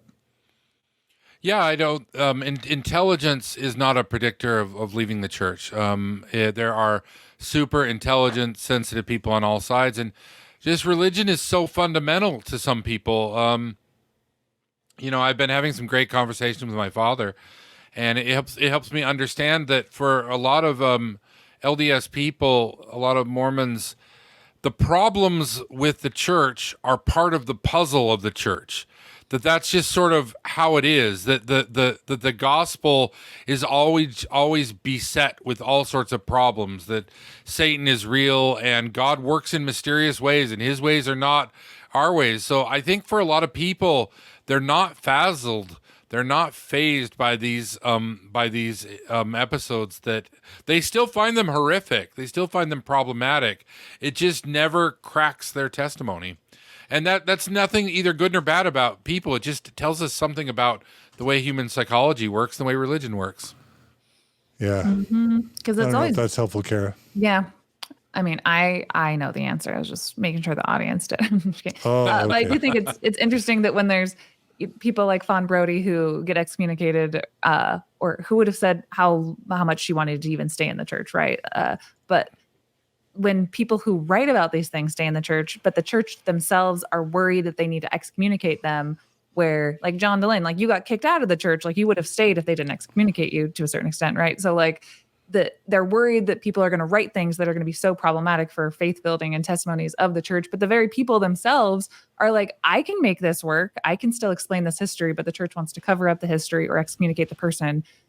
When the person themselves, who usually is writing these things, they can still remain faithful in the church. It doesn't absolutely mean a death sentence to everybody's testimony, but it is more like indicative of the way that the church operates, that they want to have the least amount of this information available and to push people to the outside, to the margins, who expose the unsavory history, to say that it's not sanctioned because we excommunicated them, or like it's a complicated mix of fact and fiction because it's from an apostate or whatever. But it's just interesting to me that so many historians know these things, and the church are the last people who actually want them out. They need to whitewash it in some way. Anyway. Yeah.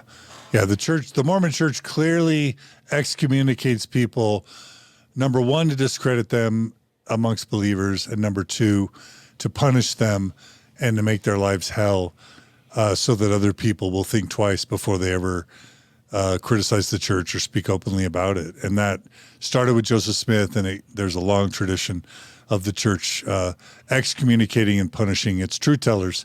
And it's one of the most egregious and awful things about the church. And unfortunately, it's a sure sign of a cult, is any organization that excommunicates its truth tellers. So Right. there we have it. John Larsen, should we go to number 13? Yeah, number 13, 1963, Mormonism, Shadow or Reality by Jerald and Sandra Tanner. And this book's this is the first one they published. And then, of course, they published a lot of stuff afterwards. Now, Jerald and Sandra Tanner were from Mormon royalty. They were from the Tanner family. You probably, those who are older can remember N. Eldon Tanner and O.C. Tanner. They're still the place that makes the high school rings, is O.C. Tanner. He was a big guy in the church, and there's a couple others. So they were part of the inner circle family. So when Jerald did this, it was seen as a huge betrayal. Jerald and Sandra Tanner, of course, had converted from Mormonism to become evangelical Christians, and they had set up a mission inside Salt Lake that I'm not sure. Sandra's getting up there, but it was called Utah Lighthouse Ministries. I think it's still there. No, it's not there anymore. She closed it recently. Yep. She closed it. And now we're getting into people that I've actually met. So Sandra Tanner. Jerald passed away before, I think back in the 80s. Sandra is a delightful human being. She is wonderful and compassionate, and they have done probably to date the most thorough documentation of all the problems in the church, and they do it in a very transparent way. The books that they publish, and a lot of them you can download online. They have the pictures of the original. They'll if they're talking about changes in text, they will show you the change. They don't just talk about it. So just this thorough treasure trove of all the problems with the church were documented by the Tanners. Yeah, they're legends, and as I understand it, John Larsen, Mormonism, Shadow Reality has gone through many revisions. So it's a late 1970s, early 1980s version that's the most update and current, and that's the one to get. And if you go to Utah Lighthouse Ministry, most of these books now are available for free in PDF form. You might be able to order them a print version still, but I think she's starting to give away the PDFs for free, and it's a phenomenal resource. Yeah, and I was just looking over here on the shelf while I was talking. So here's my copy of The History of the Saints by John C. Bennett, which was published by Utah Lighthouse Ministries. And here's my copy of E.D. Howe's Mormonism Unveiled, which was printed by Utah Lighthouse Ministries. So they've been a great source for getting documents that were hard to find. And you have to remember, we said, just go on Google and do a quick search and you'll find a PDF of it. That's fairly recent history. If it's 1987 and you wanted to read this stuff, you either had to find a copy in a special collection in some university somewhere. And luckily, they were able to gather all this stuff in and make it available. So you could go down to Utah Lighthouse Ministries and actually buy a copy. That's where I bought mine. I bought them there on 13th Street. So yeah, they've been really great truth tellers. My only petty wish is that they'd apply the same logic to evangelical Christianity they apply to Mormonism. But other than that, they're wonderful people. And we've interviewed Sandra quite a bit on Mormon Stories podcast. She's told her full story. We've had her back on to talk about lots of different cool things. And her biography, recently a biography of her and Jerald's life was released by Signature Books, and it's a banger. And there's a ton of new stuff in there. And I think it was awarded like Book of the Year by the Mormon Historical Association. So it's a great book. It's a great reference, and they're legends. I want to point out one of the most important things about Jerald and Sandra Tanner for those who doubt. In the 1980s, when Hoffman was doing his forgeries, he came out with a salamander letter, and he took Dallin Oaks and Hinckley and those guys to the cleaners. Jerald and Sandra saw it, looked at it, and said, "This is a forgery," and they Hoffman was able to fool the prophet, seers, and revelators, and was able to get the church to buy a clunker. But Jerald and Sandra recognized it as a forgery because they knew what the original documents looked like. They knew what was written. And so I don't think they get enough praise for that they had the spirit of discernment and were able to see through that killer Hoffman where the church could not. Kara, did you have something else? I was going to say it's my favorite book of all time, and I want to be buried with it. So I own like 3 copies of it in every room that I walk into. I just make sure. This next one we're going to talk about? No, the Shadow Reality. Mormonism, Shadow Reality. Yeah. All right, so the next book is kind of interesting because it was published in 1985, but it is kind of out of time. So this is Studies of the Book of Mormon by B.H. Roberts. Now, B.H. Roberts was, I believe, a 70. He was an insider in the church, and he is the one who compiled the history of the church, the comprehensive history of the church that we all know and love. I'm sure the church doesn't want us to read it anymore, but it was a really important book for a long time. He was commissioned in 1922 to do a comparison of the view of the Hebrews, a book that was published about 5 years before the Book of Mormon was published, that there had long been rumors that Joseph Smith had borrowed from this book and taken a lot. So B.H. Roberts, church historian, general authority, gets assigned to do a comparison of the view of the Hebrews to the Book of Mormon. And he completes his work in 1922, and he is supposed to give it to the church, but he does note that they refuse to read it. They refuse to look at it. Sterling McMurrin, who I referred to earlier, Sterling McMurrin was a history professor of philosophy, and he was one of the swearing elders. He was an important academic and social figure in Salt Lake City during the mid part of the 20th century. But he says that the church worked to suppress the eventual publication. So, the question is, why did it take until 1985? So B.H. Roberts had distributed copies of this to different people outside the church. And so the church apparently had worked to keep it under wraps until it finally leaked out and was printed by Signature Books in 1985. So B.H. Roberts does a very thorough breakdown of comparison of the Book of Mormon to the view of Hebrews and shows that, there are a lot of parallels that go way beyond coincidence. And he deals with some other problems, anachronisms, problematic use of King James language in the Book of Mormon and other things, that it's really sort of a devastating takedown of the Book of Mormon. And because it was done by somebody who really had full access to everything and likely expressed doubts. Now, the controversial thing is it appears that when he writes the book, he loses his testimony. And B.H. Roberts had a drinking problem. And so the church would secret him out to rehab. But he did give a testimony verbally after 1922 that he believed the Book of Mormon. So apologists have always glommed onto that, saying he didn't lose his testimony. But a lot of critics and ex-Mormons like to say, he completely lost his testimony. That's why they spirited him away. And he passed away in 1933. So we really can't ask him anymore. Yeah, and I just have to give a shout out to Shannon Caldwell Montez. She wrote a master's thesis out of the University of Nevada at Reno, I believe, called B.H. Roberts and the Secret Mormon Meetings of 1922.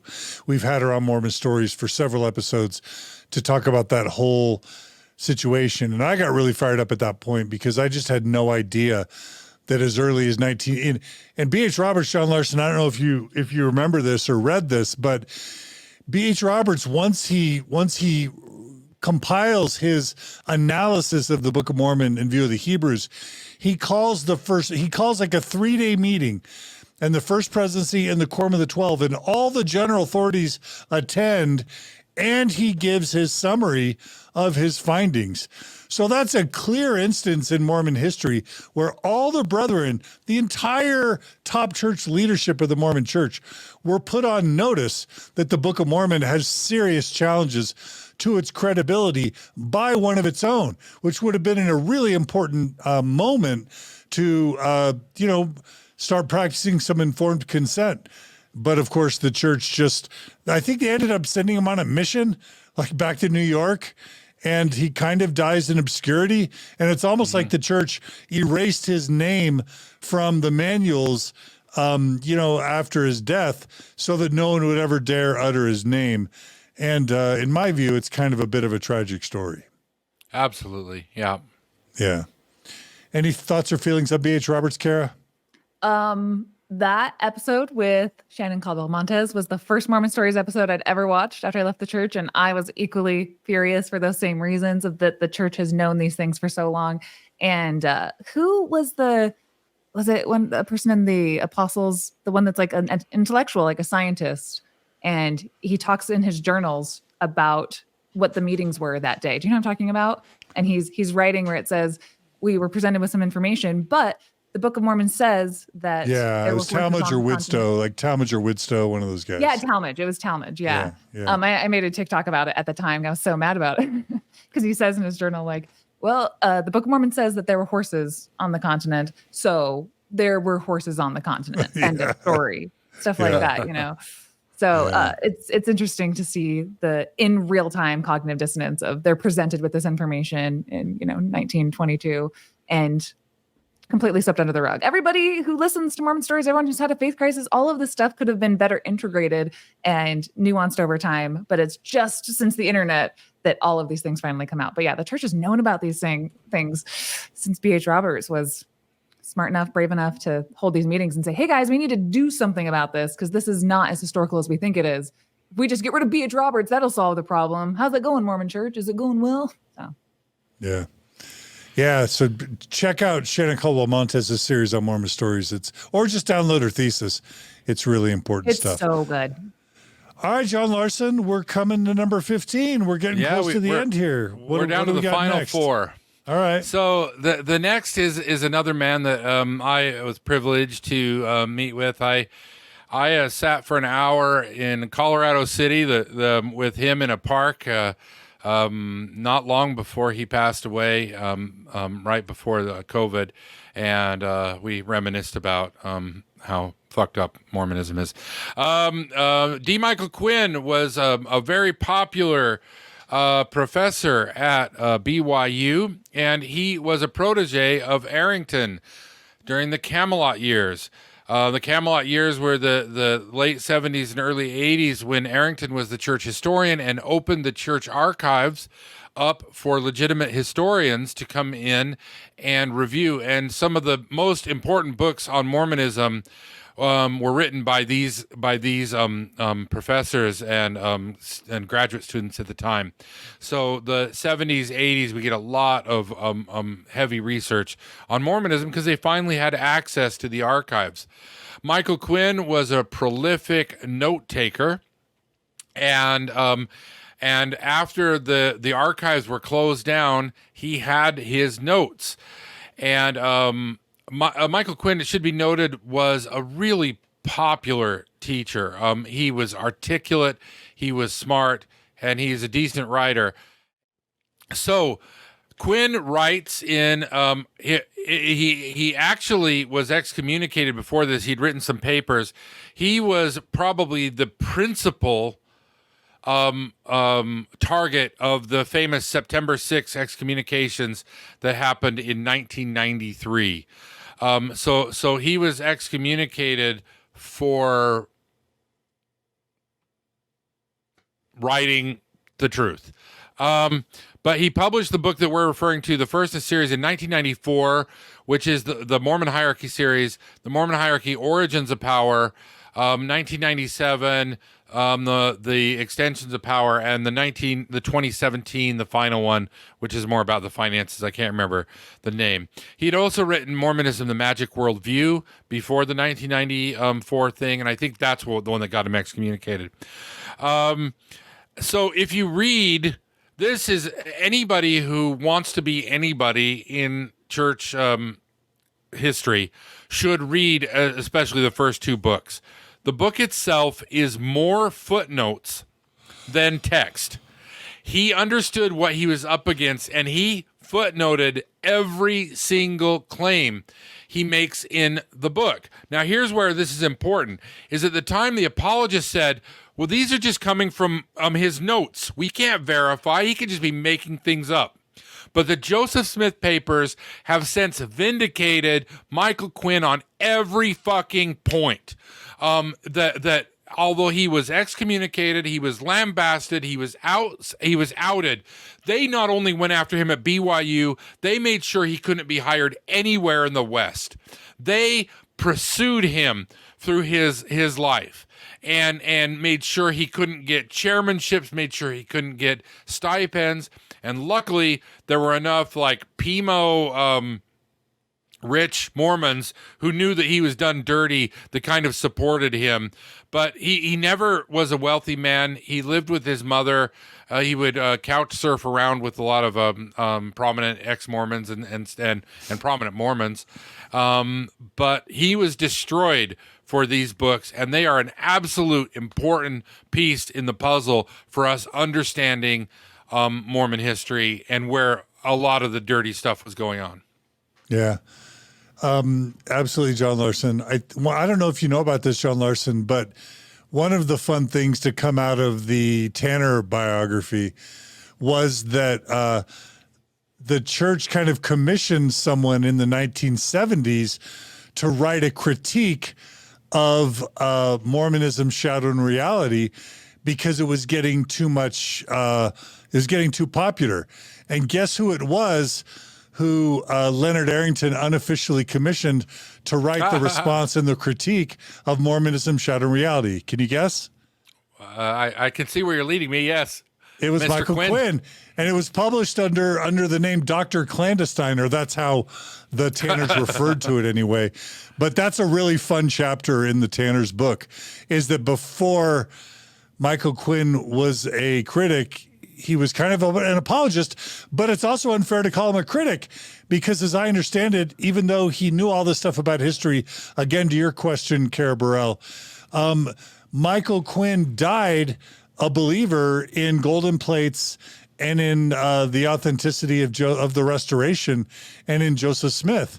And that's one of the most mind-boggling paradoxes in all my work in Mormon stories, is that Michael Quinn literally died a believer in Joseph Smith and in golden plates. What year did he die again? Like 2021. a couple of years ago, yeah. He died in the middle of COVID. Yeah. Because you have a famous Mormon Stories interview with him, correct? Where he's sitting down on that stage. Because I remember editing that into a TikTok when I worked for you, which I don't anymore. I'm my own businesswoman now.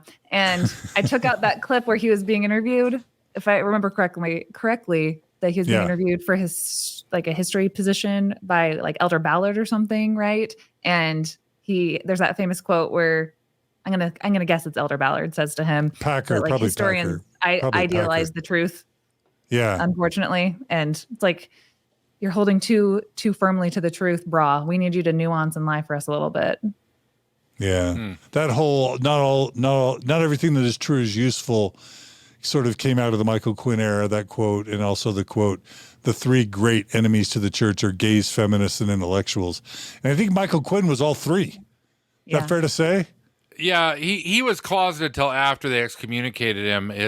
I don't think that was a factor in his excommunication, but I know there've been a lot of uncharitable things said about him in his life, and the fact that he was a homosexual man. A lot of faithful people say, he kind of got what he deserved. Yeah. You can be an intellectual, just don't act on it.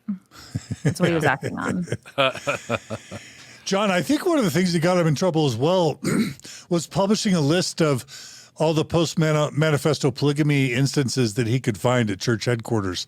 I think that got him in trouble as well. Yeah, post-manifesto polygamy is one of the big things, and he wrote a lot about the Council of 50, and that's a lot of they have since released the minutes from the Council of 50 in the Joseph Smith papers. They kind of had to, but that was something they denied even existed before he wrote his book. Final thing I'll just say about Michael Quinn is Signature Books is just now releasing a book on the September 6th because it's the 93, like it's 30-ish year anniversary of the September 6th. And that's significant. But also, it turns out Michael Quinn wrote an autobiography. Did you know that, John Larsen? I did not. And Signature Books will soon be releasing Michael Quinn's autobiography, which apparently has got some interesting tidbits in it as well. I'm sure he was connected to who's who. They all knew Michael Quinn. I mean, I know some things. I've heard some stories, but that's for another day. All right. When I was at Sunstone last month, they did a September 6th panel, and then they had someone, I don't remember who exactly. It was Barbara. It was Barbara Brown. Yeah. Okay, great. Yeah. Read the excerpts from it. And the room was packed. They had to open up the extra walls to get more people sat in there. It was like a love fest, a cry fest, some beautiful stories. But yeah, they were reading excerpts from his autobiography in there. It was gorgeous. But I always think of Quinn as when I was, deconstructing, and you're trying to figure out how you believe something for so long in this narrative of the church being restored. And you're like, it feels so good. Like if you put yourself back in your Mormon shoes, it's like, it feels so good that there's an apostasy and a restoration and things fall in order.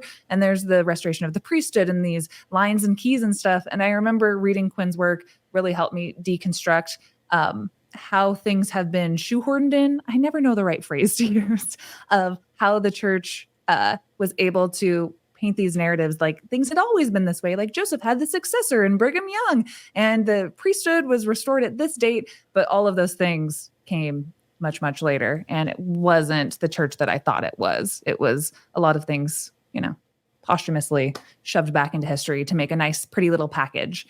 And that's just not the way the church was actually restored. Yeah. Beautiful. Thanks, Kara. All right, 3 to go. The next is the legendary Grant Palmer. And this is a book that was, the Mormon Hierarchy series was definitely influential for me. So was No Man Knows My History, but An Insider's View of Mormon Origins was highly significant. So tell us about that, John Larsen. Yeah, this is 2002, and for those of us who lived through it, this was a big breakout for the Mormon Truth movement, because it's hard to call Grant he stayed fairly faithful. So his story was he was he'd spent his career in church educational system as an institute and seminary teacher, and then eventually as an institute director when he wrote the book.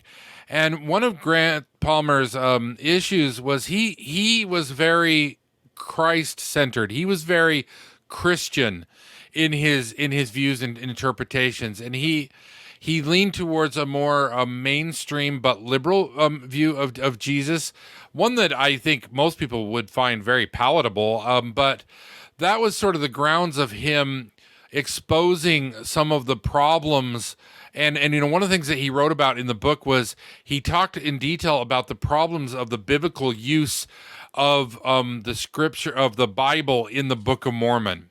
And he kind of laid that out in plain language. But and he got press coverage, and this book had a lot of impact. It's small. It was fairly easy to read. It was written in plain language, and so it was really accessible to a lot of people. And he was seen as an insider, the insider's view. He was disfellowshipped, and then he passed away. 2010, 2014, around about there. I actually interviewed him on Mormon Expression. There's an old interview I have with him, and we did it in his living room. He was a very generous and loving man, but his book made a big splash. Absolutely. He was one of the first people I interviewed on Mormon Stories, and Dan Peterson and the apologists at Fair Mormon and Maxwell Institute, they never forgave me for just giving him a voice. But because he worked for so long as a CES employee, and because he just did a lot of really good history, the church was terrified that an insider would write about Joseph Smith in the way he did. And if you're looking for a book that works to explain how the Book of Mormon was created and what Joseph Smith's early life was like, you read Fawn, Brodie, No Man Knows My History, and you read Grant Palmer's An Insider's View of Mormon Origins, and you're going to have a pretty good sense for how Joseph Smith did a lot of the things that he did. He also talks a lot about the 3 witnesses and the 8 witnesses. He talks a lot about this idea of second sight, about how the witnesses most likely didn't actually see the things they claimed to have saw with their physical eyes, but instead they saw it with their spiritual eyes. And it's just a great, important read. We interviewed Grant Palmer several times on Mormon Stories, including, a few times right before his death. It was a big loss to our community. And if Grant Palmer's still out there, we send you our love and our respect. Indeed. Yeah, very, very generous, caring man. I'm privileged to have met him. Yeah. All right. I should add that he's the one that had a mole, a former 70, who was able to leak to him many of the insider experiences that a member of the presidency of the Quorum of the 70 would have, including the allegation that Mormon apostles receive $1 million signing bonus when they become apostles. And, he introduced this term church broke, which is that once these apostles are totally dependent on the church for their finances, they're going to be loyal to the church until they die. And I even know who the allegedly anonymous general authority was. So do I. Can I say his name? No. What? So do I. Is it a secret? No, I don't know. I don't care. Go ahead, Starts Kara. with, his name is Enzo something or other. Boucher, yeah, Enzio Boucher, yeah. And the only reason I'm willing to say that now is because he also passed away a few years ago, so it's no longer a secret. So, all right, well, cool. All right, John. Let's the second to last. This is an interesting book because, I'm talking about the turncoats, and here we have Richard Bushman. How do you put Richard Bushman in that? This book flipped the entire game in 2005 because Richard Bushman really was the first one to publicly and openly acknowledge that most of what people had been excommunicated about, most of what the ex-Mormons and the critics had been whining about for 170 years was all true. And everything you need to know about why the church is not what it says it is and why it's not true is contained in this book. This book has 2 big problems, though. It is way too big, and it is a snore fest. It is so hard to read. I believe it's that way by design. This is my conspiracy theory. I believe they wrote it in such a way that it's hard to read. They sold hundreds of thousands of copies of this book, and I doubt less than 1% of the church membership who ever bought it ever cracked the cover. But this became what later turned into the church essays, where the church had to start owning its history. So this book is so important because once you read this, you then have to go back and reevaluate everything the church was saying about apologists, critics, that the apologists were saying about critics, because he legitimized most of the criticisms that we were all pushing forward. Yeah. Yep. And again, Richard Interview is someone that I interviewed right in 2005, which is the year, I believe, that Rough Stone Rolling came out. And it's definitely one of the most important interviews that I ever did. Kara, any thoughts on Richard Bushman? No, but everything comes back to Rod Meldrum for me. I'm so sorry. It always does. Just the traditionalist faction of Mormons that like my parents are part of, that there is this idea that there are two different factions that have broken off in Mormon history, and Richard Bushman being trained under why am I forgetting his name? Leonard Arrington, and that having a more authentic view of what is historical in Mormonism is akin to being like Korihor, and anything that is, negative and casting doubt on the prophet and his treasure digging.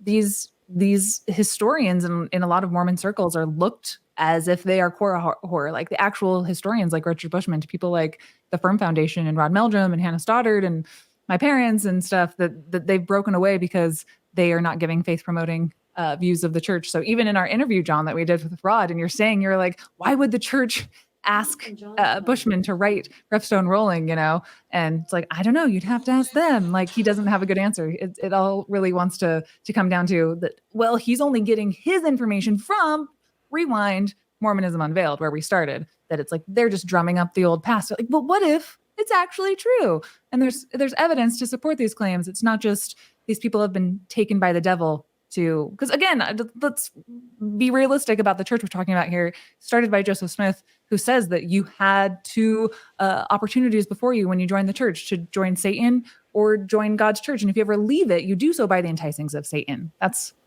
in the Firm Foundation's books, quotes from Joseph Smith. So if there's anything that causes you to lose your testimony, and if it's, Richard Bushman book, you did so by the enticings of the devil. And the church is paying people like this because there's this whole seedy underbelly of the leaders themselves not knowing what the history is, and they don't want the historians to be ousted from their historian society. So they let them tell this false version of history. That's why I was so confused in our Rod Meldrum interview of like, why would the church, commission a book like this that's just kind of retelling the same things that Fawn Brodie got kicked out of the church for? But there is a narrative within the church that there's these core whores, there's these antichrists that are leading people astray. And at the end of the day, you just have to have a revelation about what is true, stick with that. And any history about Joseph Smith, the makings of Mormonism, that would make your testimony a little bit weak, that is Satan getting in there. Like, Satan is an active force within the Mormon church, even to its own historic societies. It's crazy. Yeah. I never expected faithful Mormons to be attacking Richard Bushman as an apostate, but that's how weird things have gotten in the past five or 10 years. Mm-hmm. All right, John Larsen, one book to go. What's the 18th and final book on your list of Whistleblowers? And again, these are chronological. 2013, the gentle soul, he's a great guy, Jeremy Runnells, and he wrote the CES letter. The CES letter is really takes the baton from the Tanners, from Jerald and Sandra, and is just the best succinct laying out in an honest sort of querying way. The whole thing is written as this letter to CS that Jeremy claims he sent and never got a response from, of saying, can you please help me understand these issues? But this has been one of the most impactful books in the last decade, by far, in terms of people reading it and understanding the issues in a clear way, understanding the scope. It's something I've said for a long time and really propelled me into doing the podcast. The problem with the church is hard to find a smoking gun. But when you step back and look at the sheer weight and volume of all the problems, you can dismiss a sin or two of Joseph Smith, but the inventory of crimes, of Brigham Young, all the things that have happened, the problems with the Pearl of Great Price, the problems with the Book of Mormon, the problems with biblical interpretation, the problems with racism, the problems with women and polygamy, and we just go on and on and on. And the very best, most succinct roll-up of those issues is the CES letter. Yeah, and it's probably, we've mentioned some bangers. We've mentioned Fawn Brodie, we've mentioned the Tanners. It's probably fair to say there's no other single book that's ever been released that could probably be attributed to having taken more people out of the church in shorter amounts of time.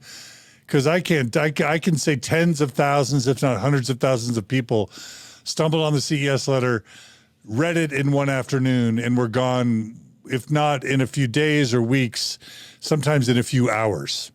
So it's legendary. And it's kind of deadly. Well, and again, Jeremy's a great guy, and he's also legally deaf. So he had his own obstacles to overcome. but it's just absolutely a brilliant piece, and well done. And I know he's set up a nonprofit, as long as we're talking about that. And if you go to the CES Letter website, one thing that Jeremy has wanted to do is do more of the work, dig in deeper, and you can support his work and what he does there on the website. So I'd encourage people to do so. He deserves it. He did phenomenal work. We love Jeremy Runnells. My interviews with him on Mormon Stories are some of the things I'm most proud of, and we just wish him only the best, and he's a great guy. Kara, anything you want to say about Jeremy or CS Letter? Have you ever met Jeremy Runnells, Kara? I'm trying to remember. No, I haven't, but I Okay. would love to meet him one day. My brother's also deaf and ex-Mormon, so I feel like he's a brother of mine. No, but if I remember correctly, the website for the CS Letter, like 90+% of his like footnotes and references directly link to the church's own websites. Like the dismissing the CS Letter gets kind of hard when the evidence will take you directly to the church's own sources, right? Yeah. Yeah. The other thing that's so great about the CS Letter is it's just so well designed. It's so simplified. It's kind of like truthful Mormon history on crack. It just gets to the most essential stuff quickest and in the most fatal way for many people's faith. So, all right, John Larsen, well, we did it. We got through 18 books in a little under 2.5 hours. I don't know. That's pretty good. Well, no, I like this series of books. There's others that have been written, but it kind of we also did a brief history of the church while we were doing it. And that's what's interesting about these books is they speak to what was going on at the time, and I've told the story many times, but when I started to study the history of the church and read the real source material, it just came alive to me, and it was this weird, crazy, funky thing. And don't deprive yourself the pleasure of reading the source, reading these guys. And that's why I call them the turncoats, because there's a lot of histories that are written that have summed up this stuff, but these are all people who have their hands in the pot. So it makes it a lot more interesting for me. Beautiful. All right. Well, listeners and viewers. Oh, by the way, speaking of nonprofits and their difficulty, Kara, you have an important announcement to make, and we'd love to give you a chance to make it. So what's going on with Nuance Howe and her evolution? Thanks, guys. So while there is a lot of overhead and it is a big hassle and it has taken a long time, I decided to put on my big girl pants and play with the big boys. And under very many lovely ex-Mormon podcasters' encouragement, helped me set up a nonprofit. It's called the Nuance Hug Foundation, play on my name, Nuance Howe. And I will be launching a podcast of my own. I have my YouTube channel, but in addition to that, I'll be doing a podcast going over Mormon history in depth. And there's been, so many great podcasts and so many great resources.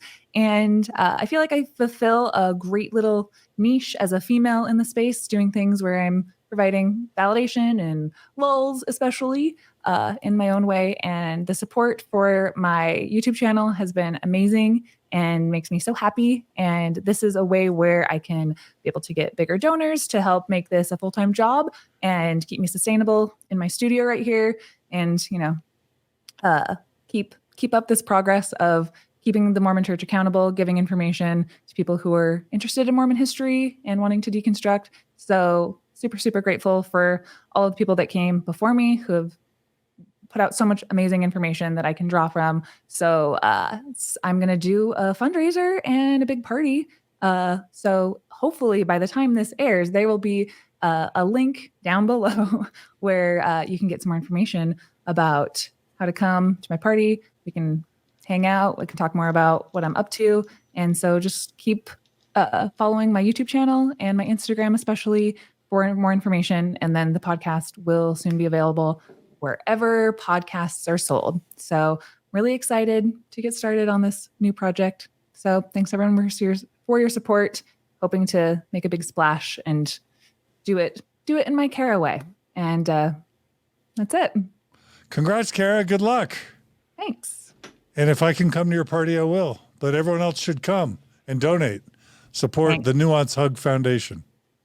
Isn't that a cute name? Can we all just sit back and be like, wow, Kara, what a play on the adorable. The Nuance Hug Foundation, fantastic. So, Adorbs. Super adorbs. I think you need to do a mashup and start doing hoe hugs.